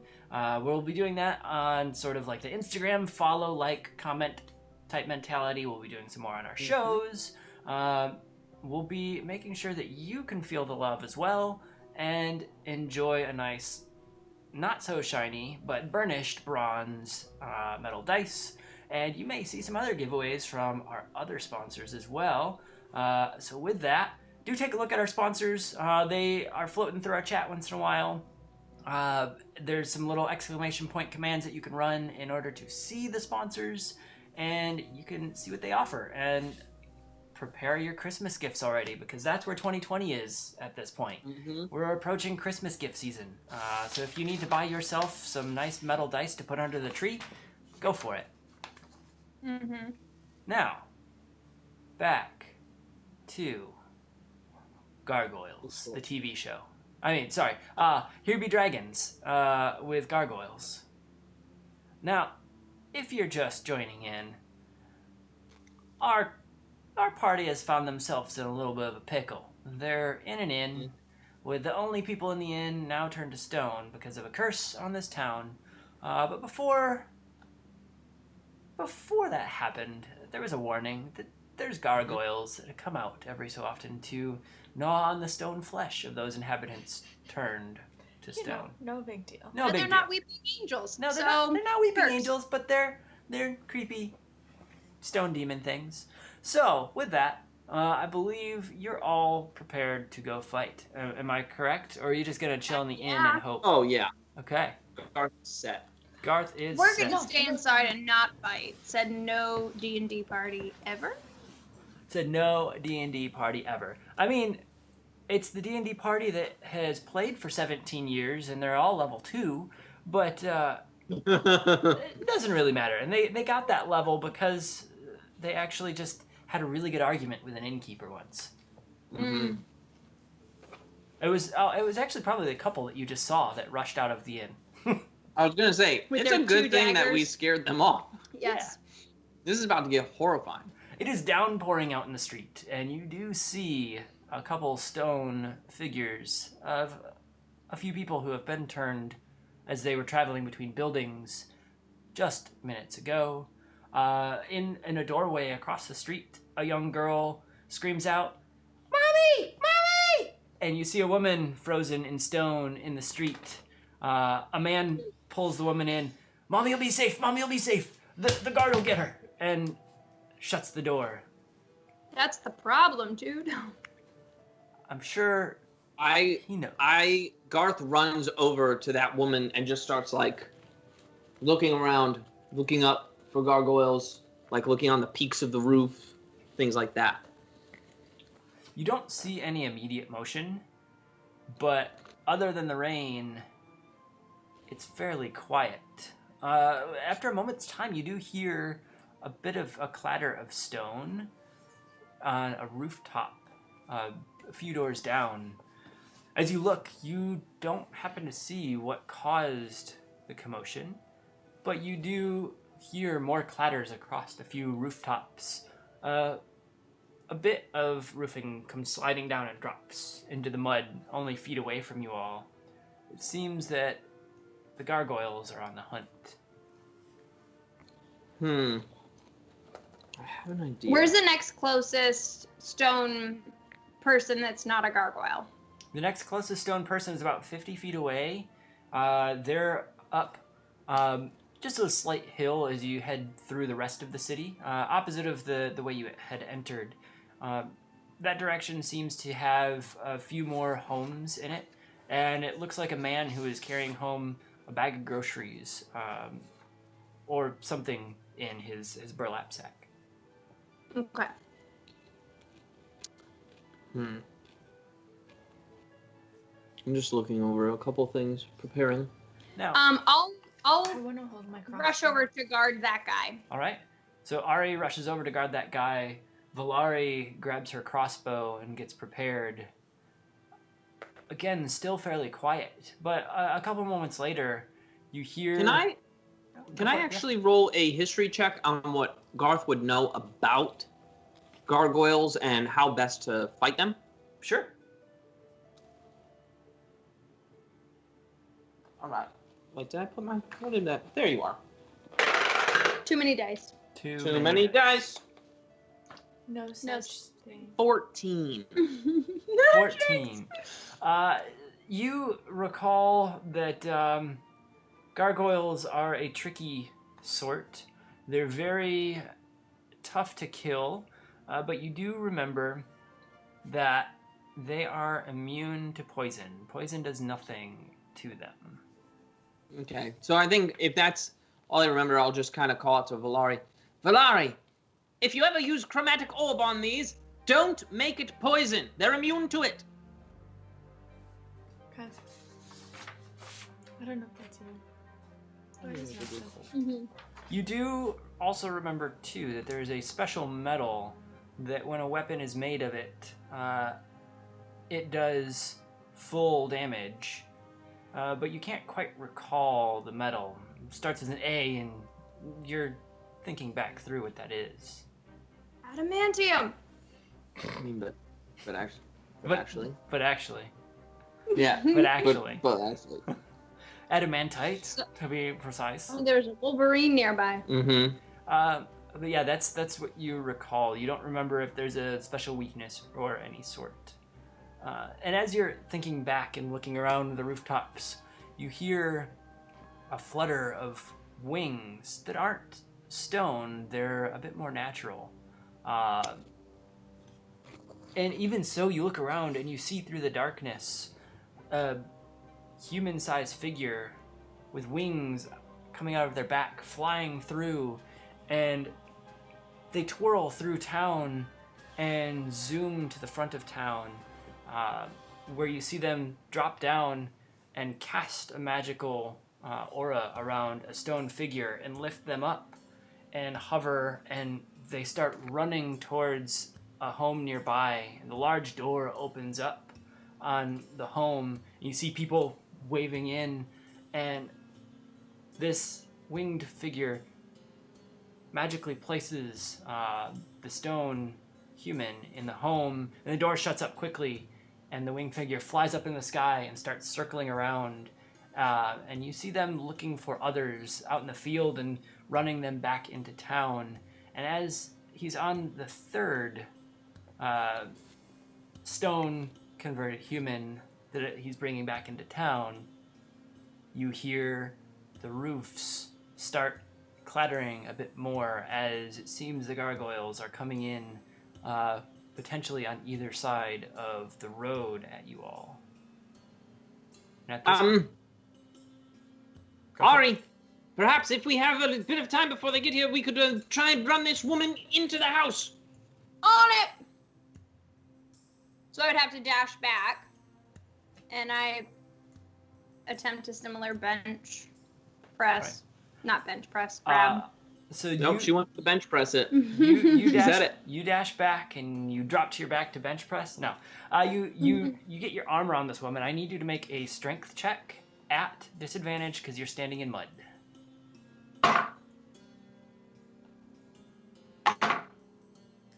Well, wouldn't you know it? It was the same both times. Hmm. That would be 16. 16.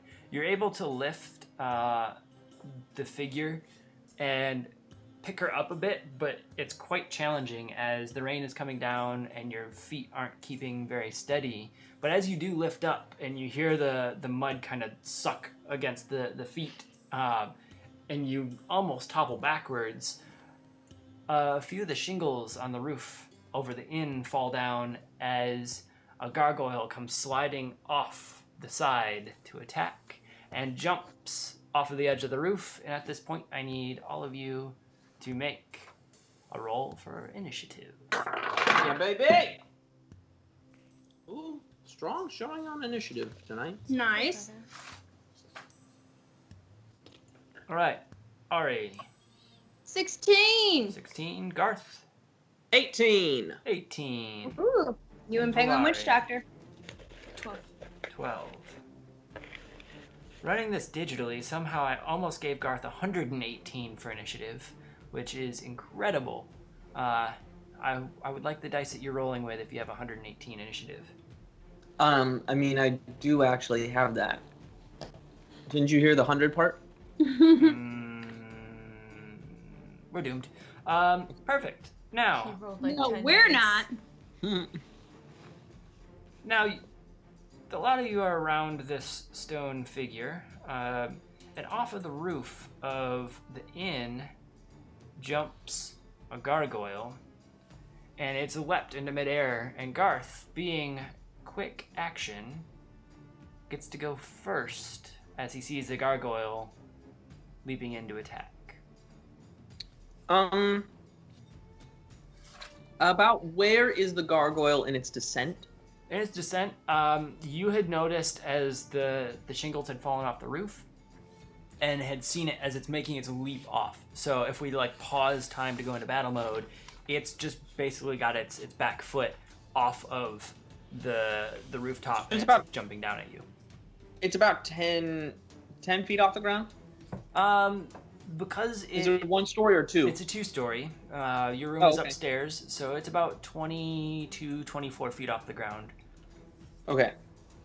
That will probably... As I'm just saying, yeah, okay. That's what I thought. So not that spell. I think, he doesn't know how much it'll help, but I'm gonna go big guns. I'm gonna pull out Garth's staff, and his eyes begin to glow a reddish color. Okay. As up from the ground, large chunks of stone arise and start swirling around him, and they just catch on fire as I cast minute meteors. So that is an action to cast, but it is a bonus action to send 2 of them at the gargoyle. All right. So I'm going to send 2 of them. Each of them does 2d6 fire damage. But I believe... Wait, is it a save? It is a dexterity save. Dexterity save. Mid-air. Mid-air. With that dexterity save, it is a flat 10. Alright, so that's going to be a fail. And I feel like it would have to make a dexterity save for each one. It misses the first, and it's a flat 8 for the second one. Alright, so you will take the full 4d6 fire damage. That's just a beautiful noise right there. Which is coming in at 11. 11 points of damage as this gargoyle leaps off of the building and gets smashed in the face with these large chunks of rock. Mm-hmm.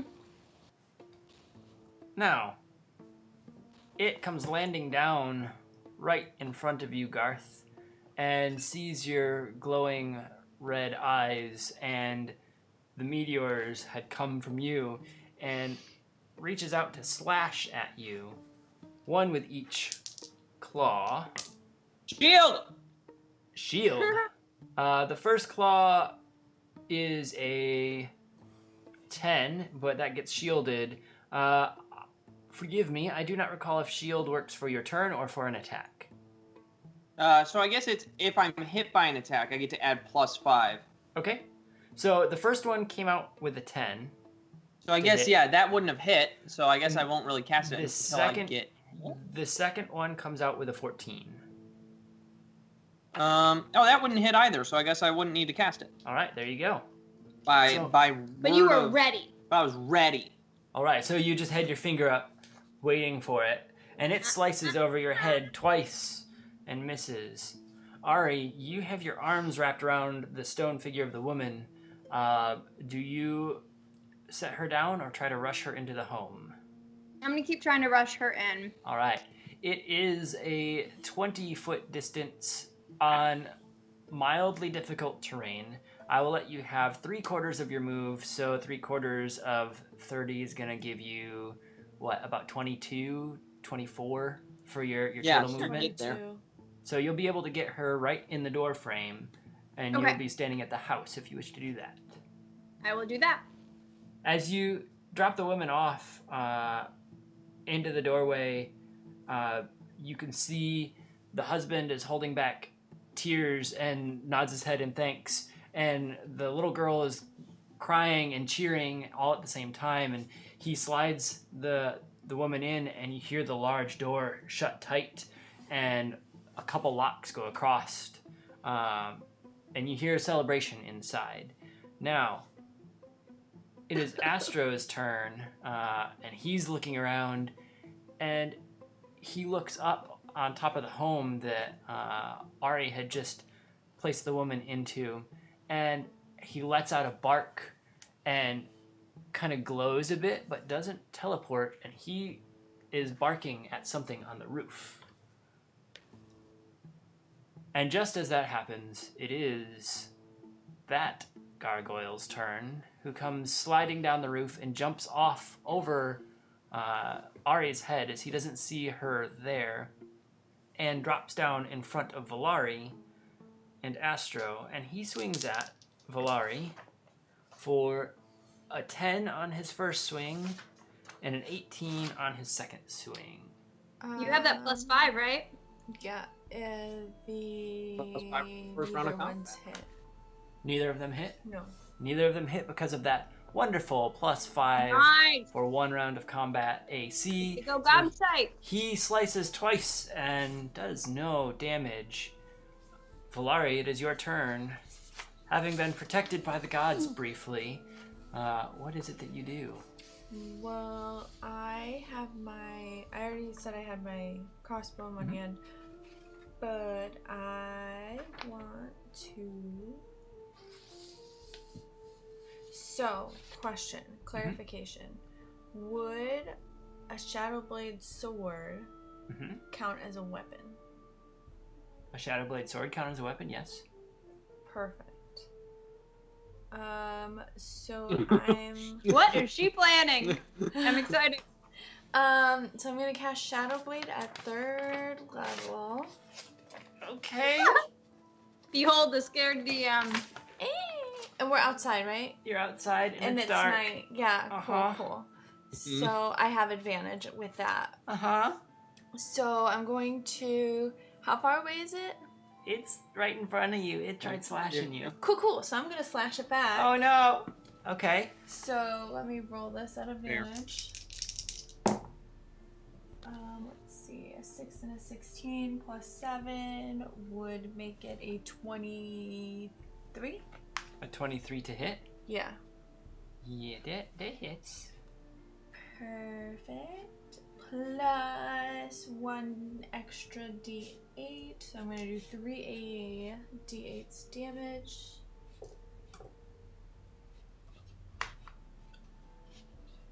Hang on. Okay. So much damage.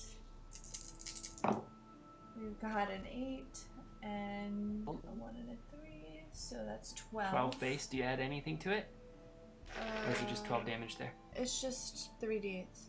3? The one of them is right, my bonus, all right. yeah. So, 12 points of damage. Now, because I have the crossbow expert feat. Oh, yeah, you can use that.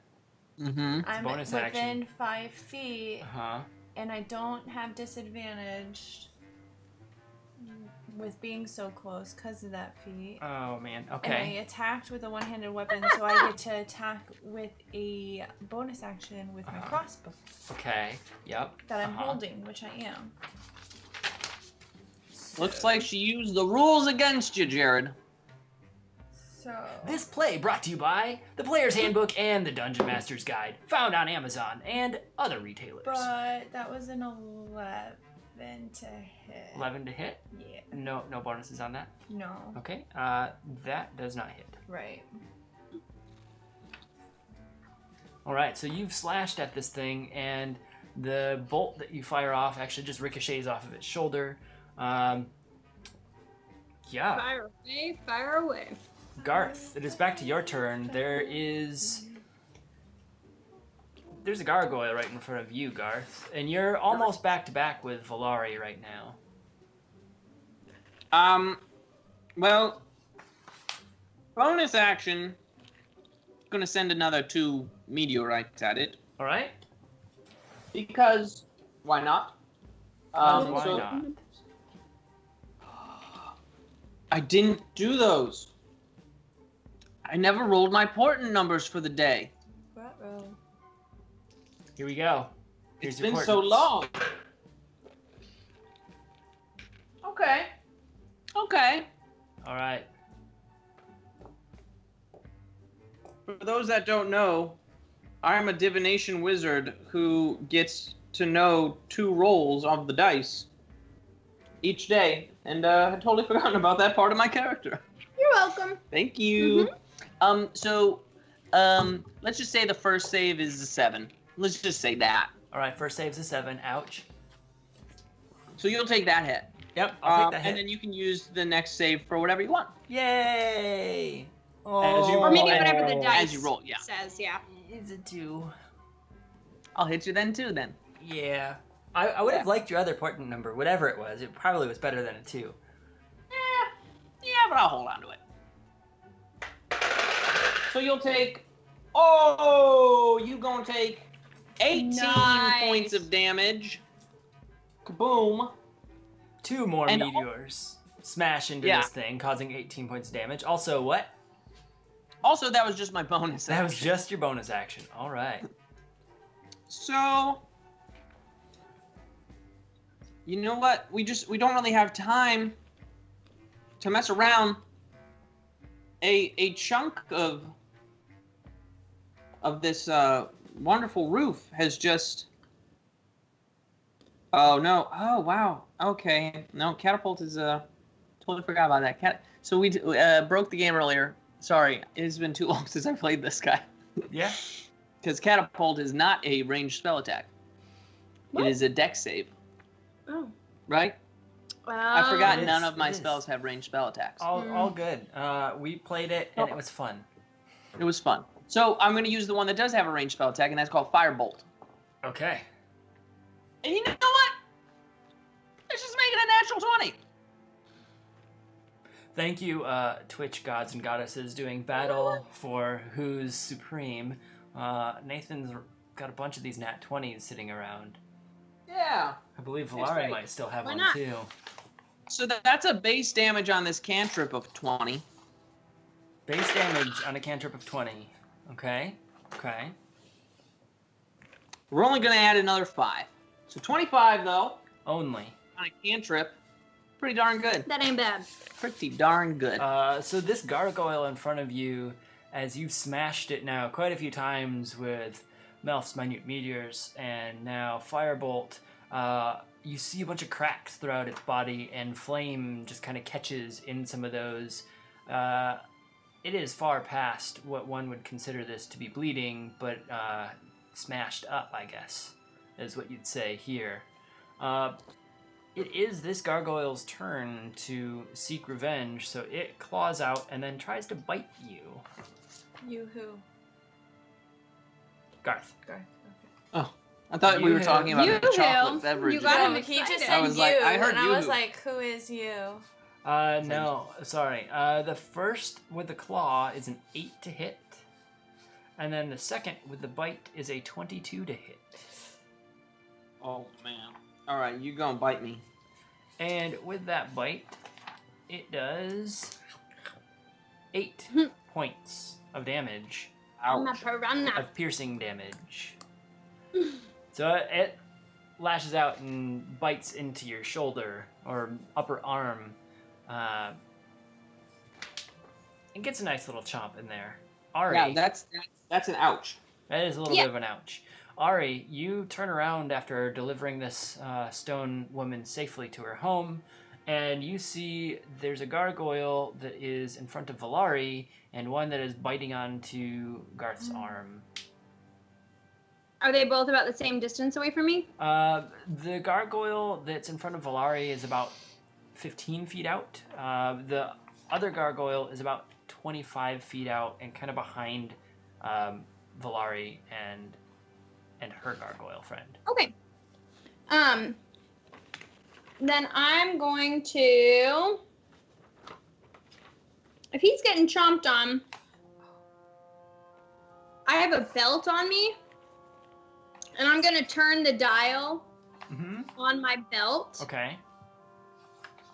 and just see, what that does later. And I would like to. I don't have a weapon in my hand because I've been carrying the statue. Can I grab my great axe and then take a fire with magic missile? I mean, Interact with the object and then. it is to pull out, and you're not actually doing a swing, so I'll let that work because you're not really attacking, you're just allowing it to do its thing. I'm just Yeah. thinking. All right. As you twist Thank the you, dial Sales on your belt, the corresponding belt begins to vibrate. Reaction to activate it? Sure. Reaction to activate it. In that moment, as you react and activate, the pain is still there but lessened as the gargoyle teeth are no longer sunk into your arm. You're standing on the porch of this home facing the battle, and Ari is now in your place. Gargoyle latched onto her arm. Ari, you will take 4 points of damage as you teleport into essentially damage. So Okay. you get 4 points halved there of piercing damage, and you have your great axe out and are ready to fire. As this is all happening on your turn, who are you firing at? The one biting mine now biting my arm. The one now biting your arm. All right, you get to roll 3 magic missile hits. Whoa! That'll be 10. 10. Plus 11, 12, 13. 13 points of damage as each magic missile comes out and sinks into this gargoyle. It almost gets consumed by the rock of the gargoyle, and then it busts into hundreds of small pebbles that shoot up into the sky and rain down with the rain. And at this point, the rain is so heavy you can't quite tell if it's stone or water hitting you. But you know that this one won't be coming back.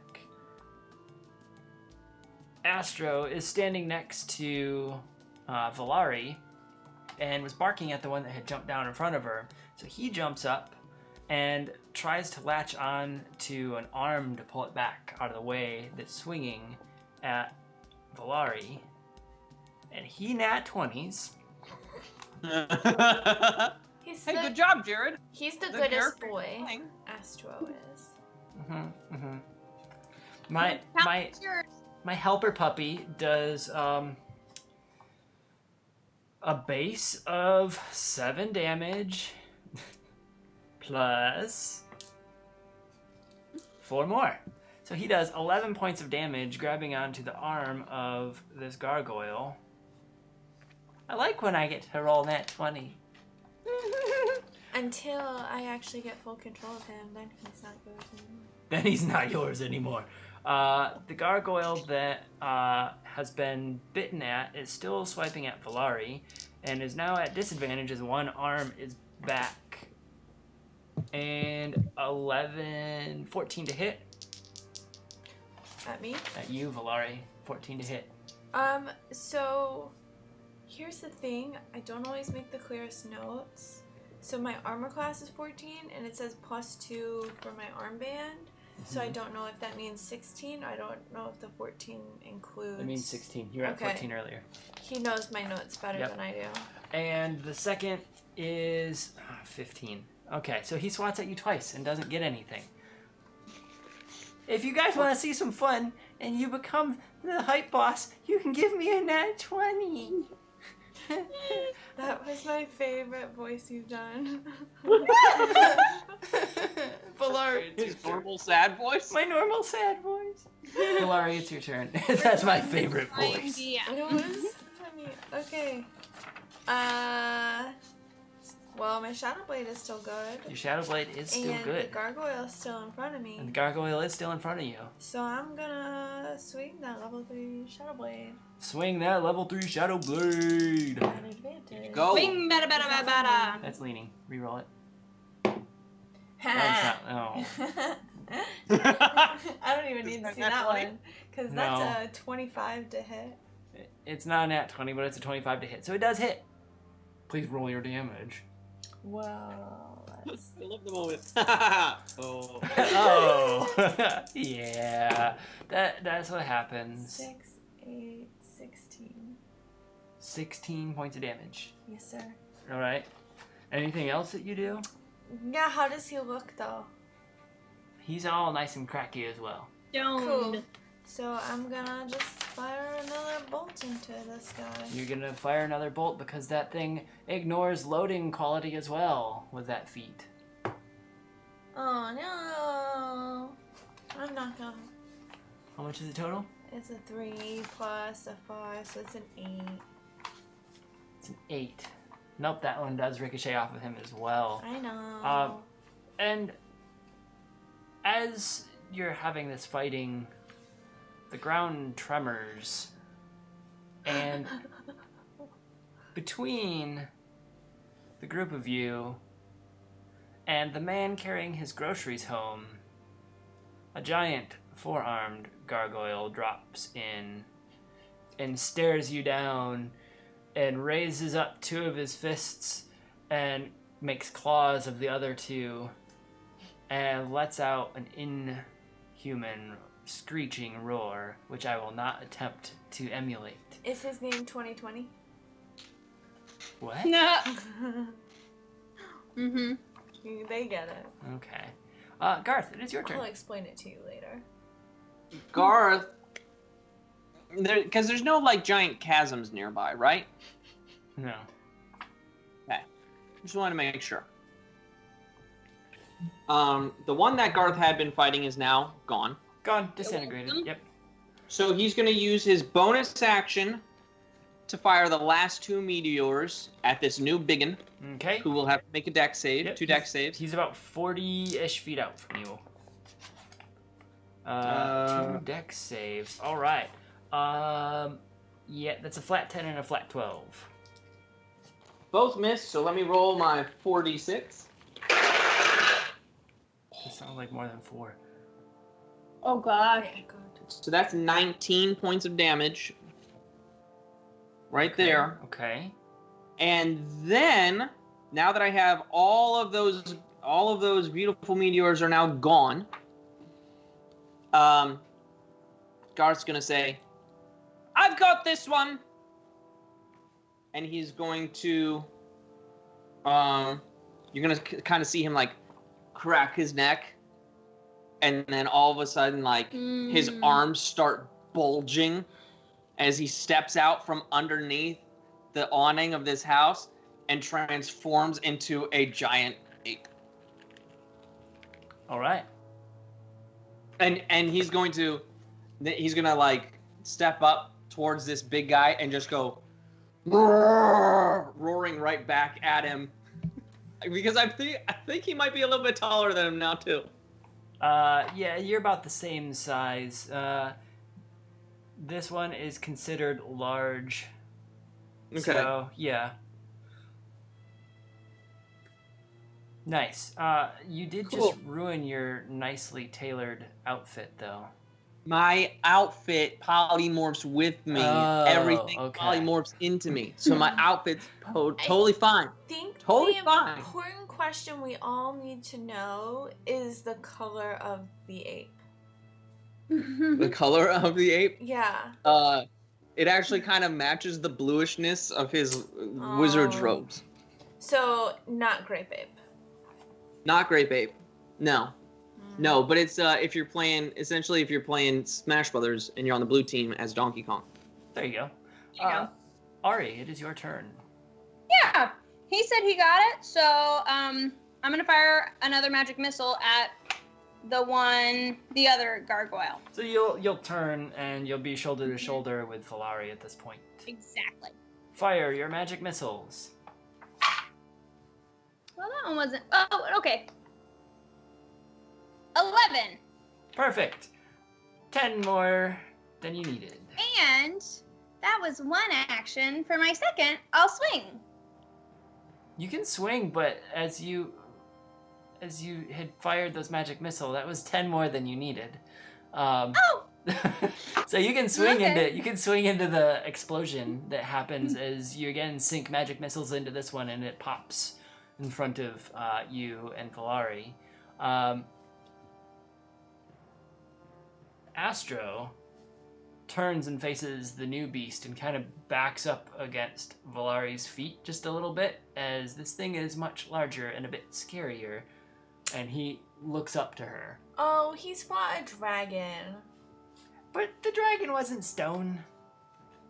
But Valari, Also, he's a Dragon silly young skills. pup then.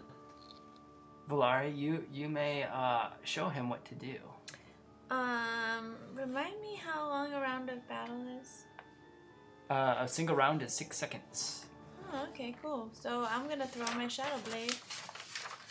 All right. Because I'm imagine I'm like, what, 10? You're about 18, 20 feet away. Okay, He's dropped into the road between you and the thing that was 50 feet out. cool. So I'm gonna throw it. Throw the Shadow Blade.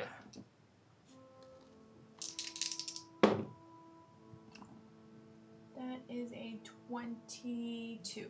That hits. It does. Yeah, it does.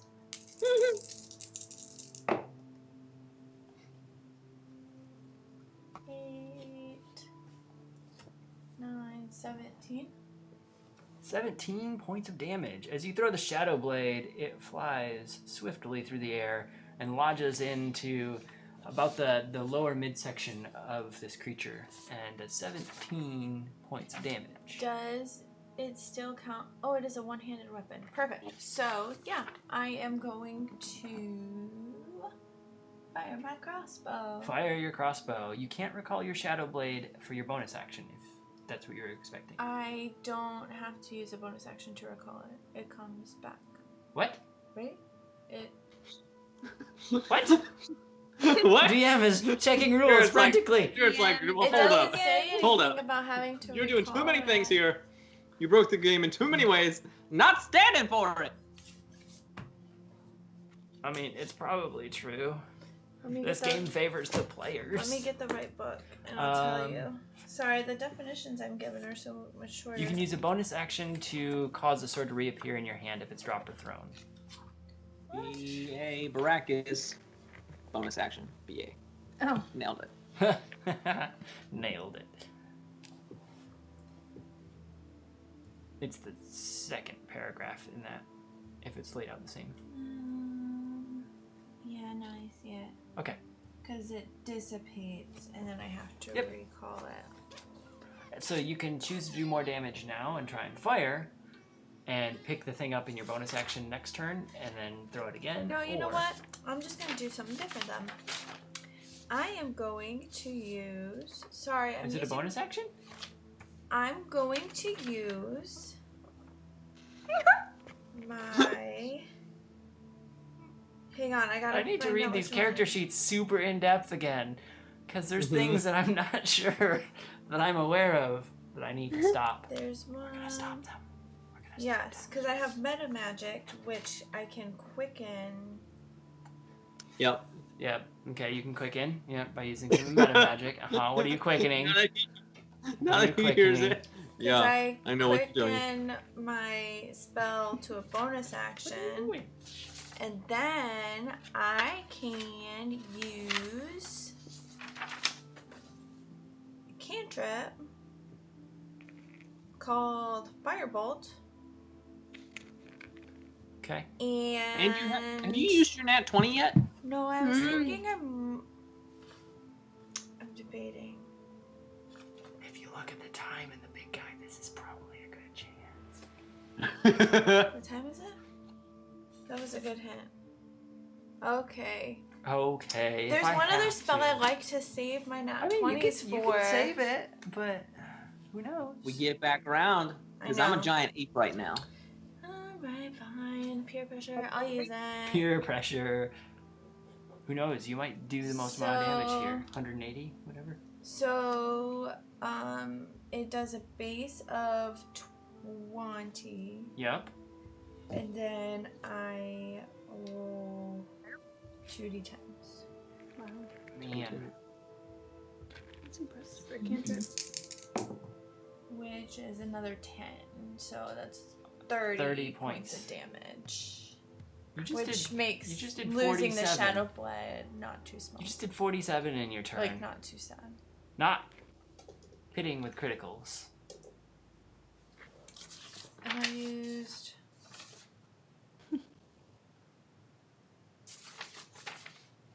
Jared's like, man, I thought I brought 3 really big beasties. I And then forget- everyone I forget gave you my guys are players level nat 7. 20s. Yeah, nat 20s for days, and level 7, man. All right. Well, is that it? Is that it? He Uh-oh. says. I think I can only create one bonus action. Yeah, or I you would can. make bonus actions all day long. And this fight would be nothing. That's the bonus for the DM. All right. Mhm. This gargoyle that now looks bloodied, or cracked, whatever you want to call it. He's starting to show that he's being pretty well hurt. Roars and charges the giant ape who has challenged him. And as he charges, he claws out with 2 hands, or 2 of his claws. The first one is swinging for an 18, and the second against the giant ape. Mm-hmm. And then the second one is swinging for a 27. Yeah, both of those is going to hit, because my armor class is a 12 now. All right, both of those do hit. So for the first swing, you take 12 points of damage. Okay. And for the second swing, you take 7 points of damage. Okay. You took me down. And now You took me all the way down to 138 points. only. Now he's standing face to face with you. Uh-huh. Perfect. Back to the top of the turn order, the giant ape who is face to face with the big gargoyle. So, I said I was going to handle it. I said I was gonna handle it. I just So I'm loosened gonna the use- jar for it. I'm going to use that other final nat 20. All right. My first hit, because as a giant ape, I get multi-attack, so I get 2 fist strikes. So the first hit is going to be 3d10 plus 6. So that's a base of 36. Okay. And then Now you let roll me on top of that. 3 more 10. Yep. Mm-hmm. Jared, having DM'd for my first time, I actually feel for you now. Aww. That's another 19 on top of No 36. sympathy. So 55 points of 55. damage Yep. so far. And then I'm going to swing again. Do you need to? And I'm going to use my 15 that I roll, my portent 15. Mm-hmm.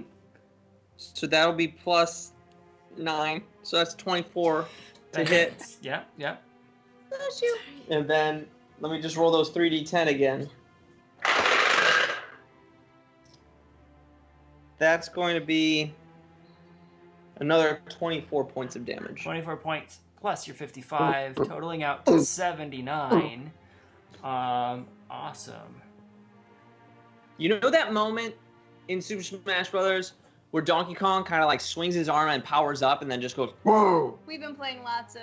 We've been playing a lot of that Super lately. Smash Brothers. Lots of Smash Brothers.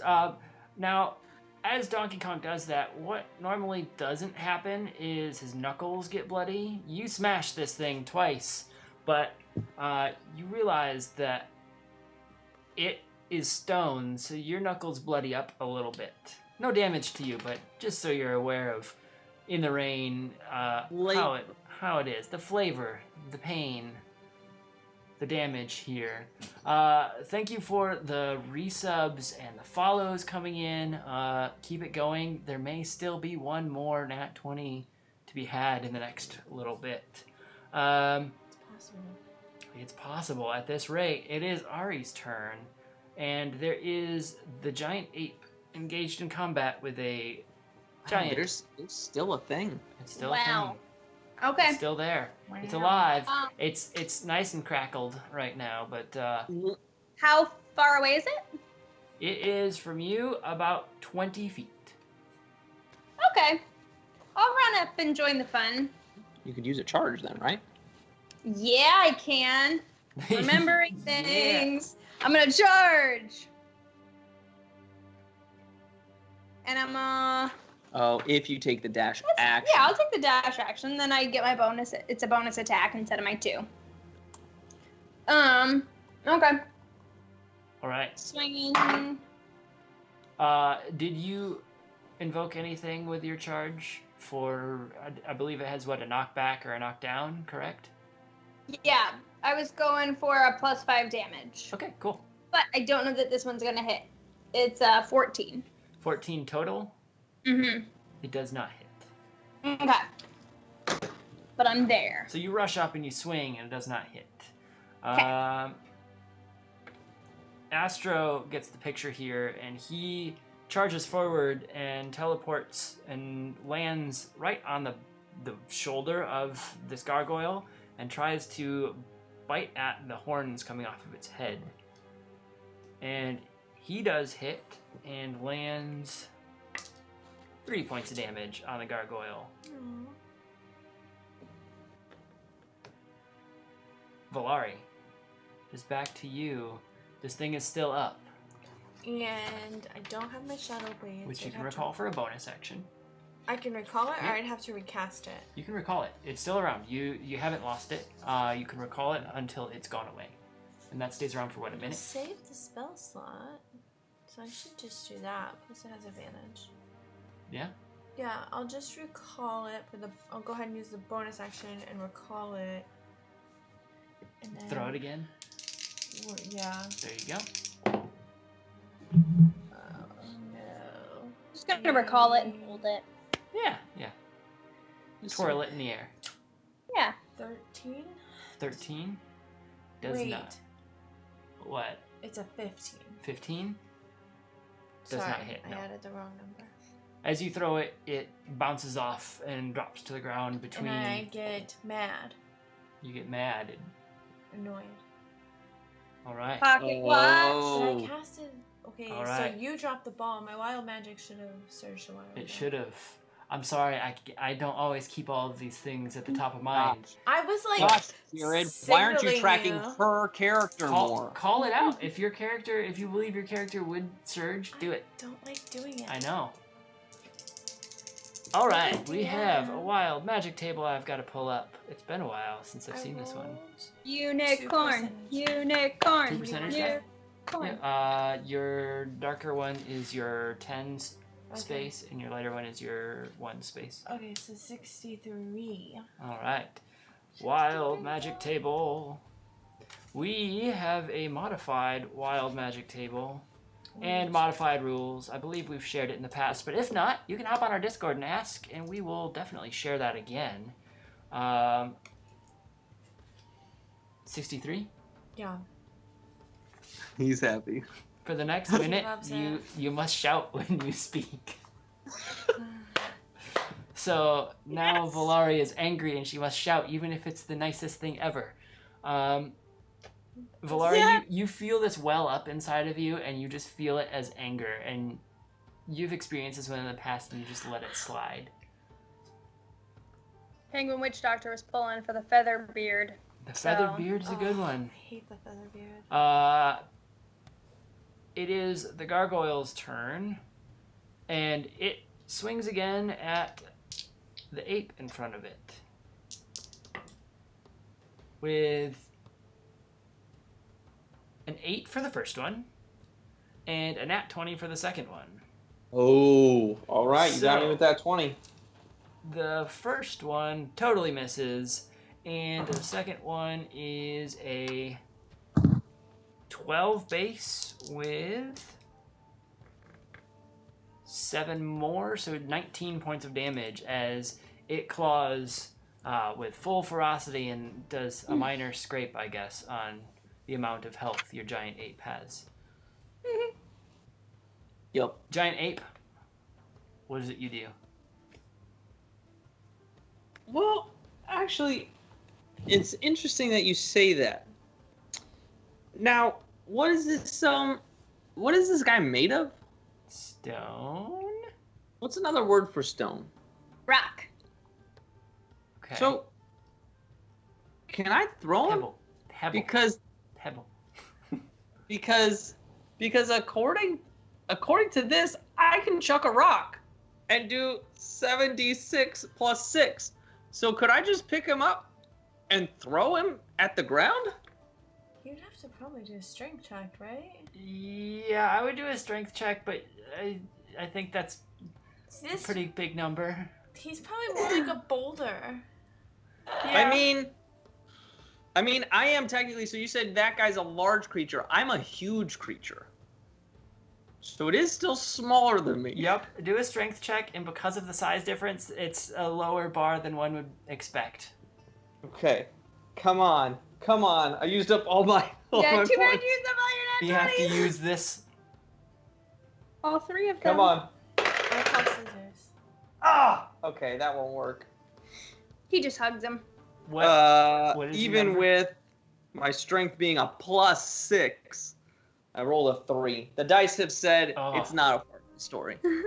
It was a 12 for that because of your size difference. I was like, you've got this, because I know you had a pretty He big was plus. so nervous. So you reach out and you kind of just grapple the thing a bit, and you're stuck in a giant creature battle at the moment. Cool. Ari, It's worth a shot. I guess so I don't hit the giant ape, I'll like sweep the knees, sweep the the leg. knees. All right.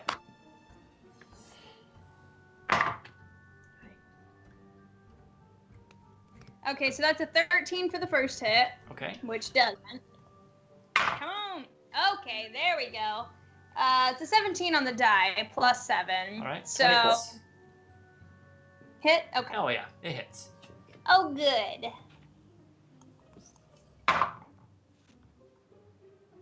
9. 9 points of damage. 9 slashing damage. 9 Yeah. slashing damage. So you slash at the knee, and as you hit the knee, sparks fly as you have metal on stone.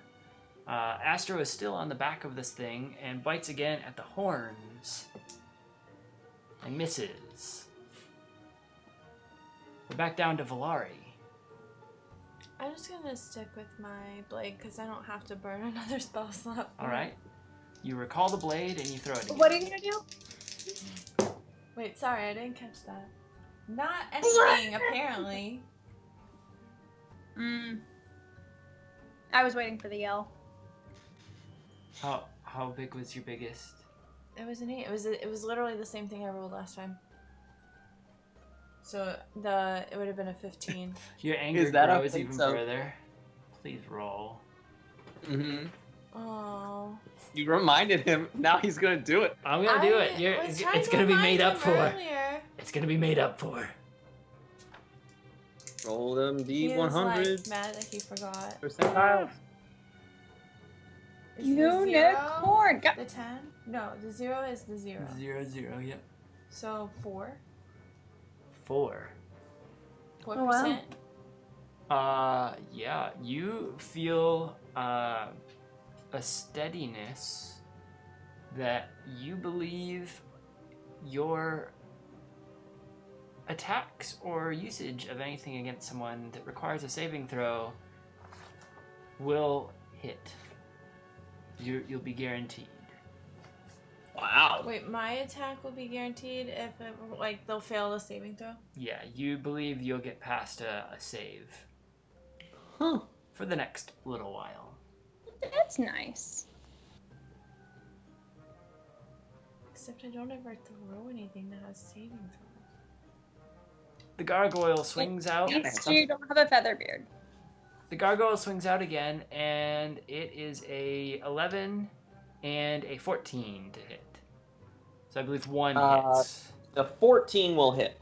All right, with its second swing again, must be a southpaw. It hits for 8 points of damage.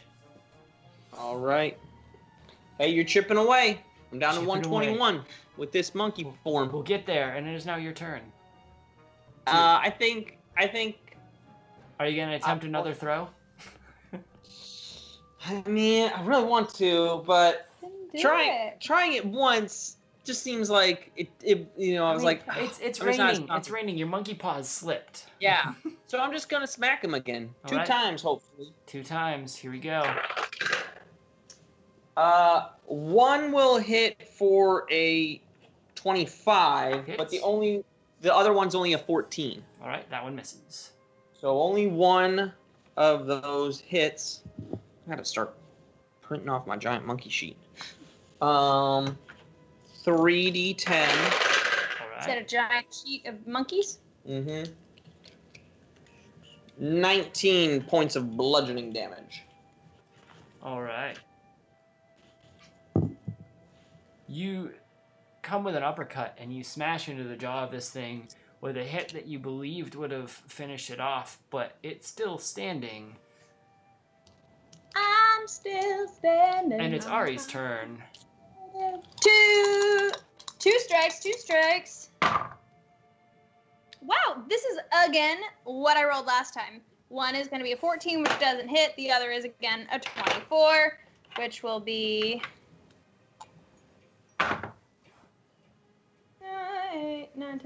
12 points of damage. 12 points of damage. All right. Again, you slash out and you see sparks fly from the knees. And Is he down? Do I think he's down? Because not if he's yet, not, no. I'm going to action surge and I'm going to try one more time. Not yet. No, you see that his knee is weakened and starts to tremble. Well, that's not going to help. That's a 14. That does not hit. You swing again in hopes to take him out. Astro is being super upset on top of the gargoyle and biting out again, but he slips down the gargoyle's back a little bit and misses his bite. We're down to Valari again. Valari? Down to. Finish him. You find a spell that does saving throw. Oh, thank goodness. A soft 20. A soft 20. So you've recalled that Shadow Blade again, and you just throw it with fury. Watch me get 3 total. What? That one keeps rolling so low. That is a 14. I'll ban you from that set then. So 14 total. As you throw this Shadow Blade, where do you aim? Where do I aim? Yeah. Well, I mean, probably in front of me, because it would be the easiest. No, where do you aim on the creature? So, however tall he is, I probably aim straight. Straight at him. All right. That's So what you're I'm just saying. you're just hucking it at the creature. You're not trying to go for like an arm or a leg or a face or anything. No. All right. As you throw the blade, it twirls through the air and it catches just a great speed and goes right into the neck. And as it goes into the neck, it sinks in like butter, and the gargoyle starts glowing from all of the cracks and crevices. You see a blue glow on the back of the gargoyle, and Astro comes sliding across the mud in front of you as he teleports, and he backs up and he watches the thing, and it explodes into much larger rock pieces that fall down about the size of a fist. Head. Watch your head, she yells. And the size of fists of rock fall down throughout. This gargoyle is dead and gone. It is still raining quite heavily, and there's a giant soaking ape in the middle of the streets. But faces start appearing in the windows and peering out to watch what is going on. Make us take any damage for that. Shush. Have we seen has the winged creature come back? Did you shout that? I'm surprised you haven't made us take any damage! Oh yeah, and what you said earlier, watch your head! The winged creature flies in and lands next to the man carrying a sack and lifts him up magically and walks him to the door across the street and does the same thing, sets it on the door, like in the door frame, and helps slide it into the home as the door closes behind. And he looks around and sees the group here and the giant ape, and kind of looks up and notices all of the rock on the ground and takes a little bit of a breather as he's huffing and puffing, almost panting to the point where he's been flying around, tucks the wings behind him and walks up to the group. His pitch black eyes scan across the group from all you can tell.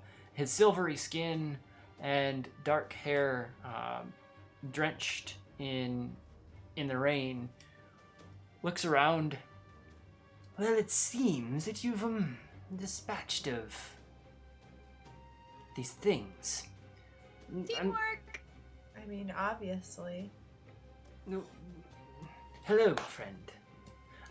So seems you are you acting as the town guard this evening?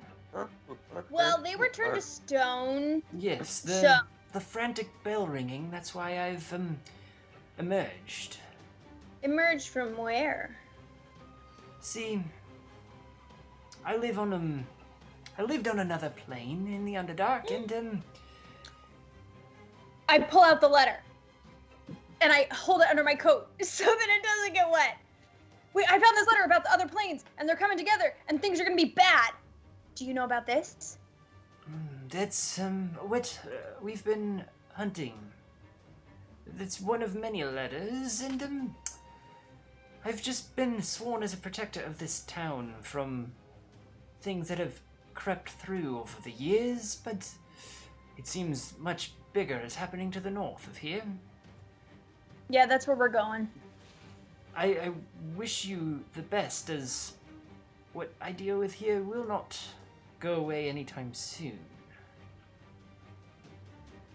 Garth is gonna un-polymorph, realizing that he can't have a conversation as a monkey. All right. You're And just saying such interesting things. That was my Garth impression. well done. And he's just gonna say, if you don't mind me asking, sir, I've never seen someone like you before. What are you? Well, I'm usually hidden away, but I'm a Glora, and there's very few of us. But it behooves you not to search for where I come from, as it's filled with other, less favorable creatures. Yes, of course. Oh, of course. And now you say, yes, we've helped this evening. We have been going to get a bit of a rest because we are heading up north. As you say, there seems to be trouble there. And, well, where there's trouble, we are the heroes to save them from it. You've probably heard of us. Former queens and king of... I have seen that up again. I have seen a wanted poster with your mug on it, and he points to you, Garth.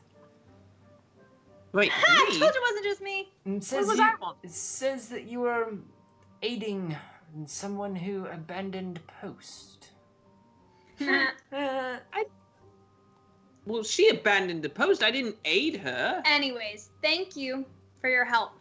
We haven't slept in a while, so we're gonna, Yes, I am quite sure that you've given me enough help for the evening that I can complete my duties without losing any of the townsfolk here. I do not wish to make face in the daylight, as I'm not like the rest of the folk here. And you see kind of in some of the windows, the children are being pulled away, as this creature is a little bit less human than, a tiefling may be. But they haven't got quite a sight of the tiefling, except for a tail once in a while, which might be why some of the children have been pulled from the windows as well. He looks over you all. Get rest, and I will make sure there is a letter waiting for you in the morning. Thank you Good luck. very much. We think you're great. Sorry the townsfolk are closed-minded. Well, off I go, and he jumps up, and the wings just take him with flight that for half a second, the amount of air displaced, the rain stops over you, and then it comes down in a sheet. The town is quiet, and the inn is open as you hadn't closed the door behind you. There's no one else in the inn aside from Sir Gerald in his stone form and the other barkeep, which you do hope one of them wakes up in the morning. If not, I have my frying pan. There you go. If not, you have your frying pan, but the inn is yours for the evening. And with that, we will close with this first episode of Season 4. Bow, bow, bow, bow. Thanks, guys. That was great. Thank you, everyone. Like I said, we will be doing more giveaways as the season goes on. And in those giveaways, you'll find things on our Instagram and here on the show.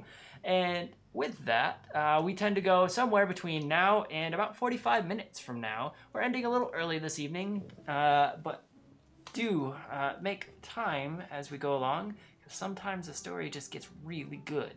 Only sometimes. Awesome. Only sometimes. Other times it's just kind of boring.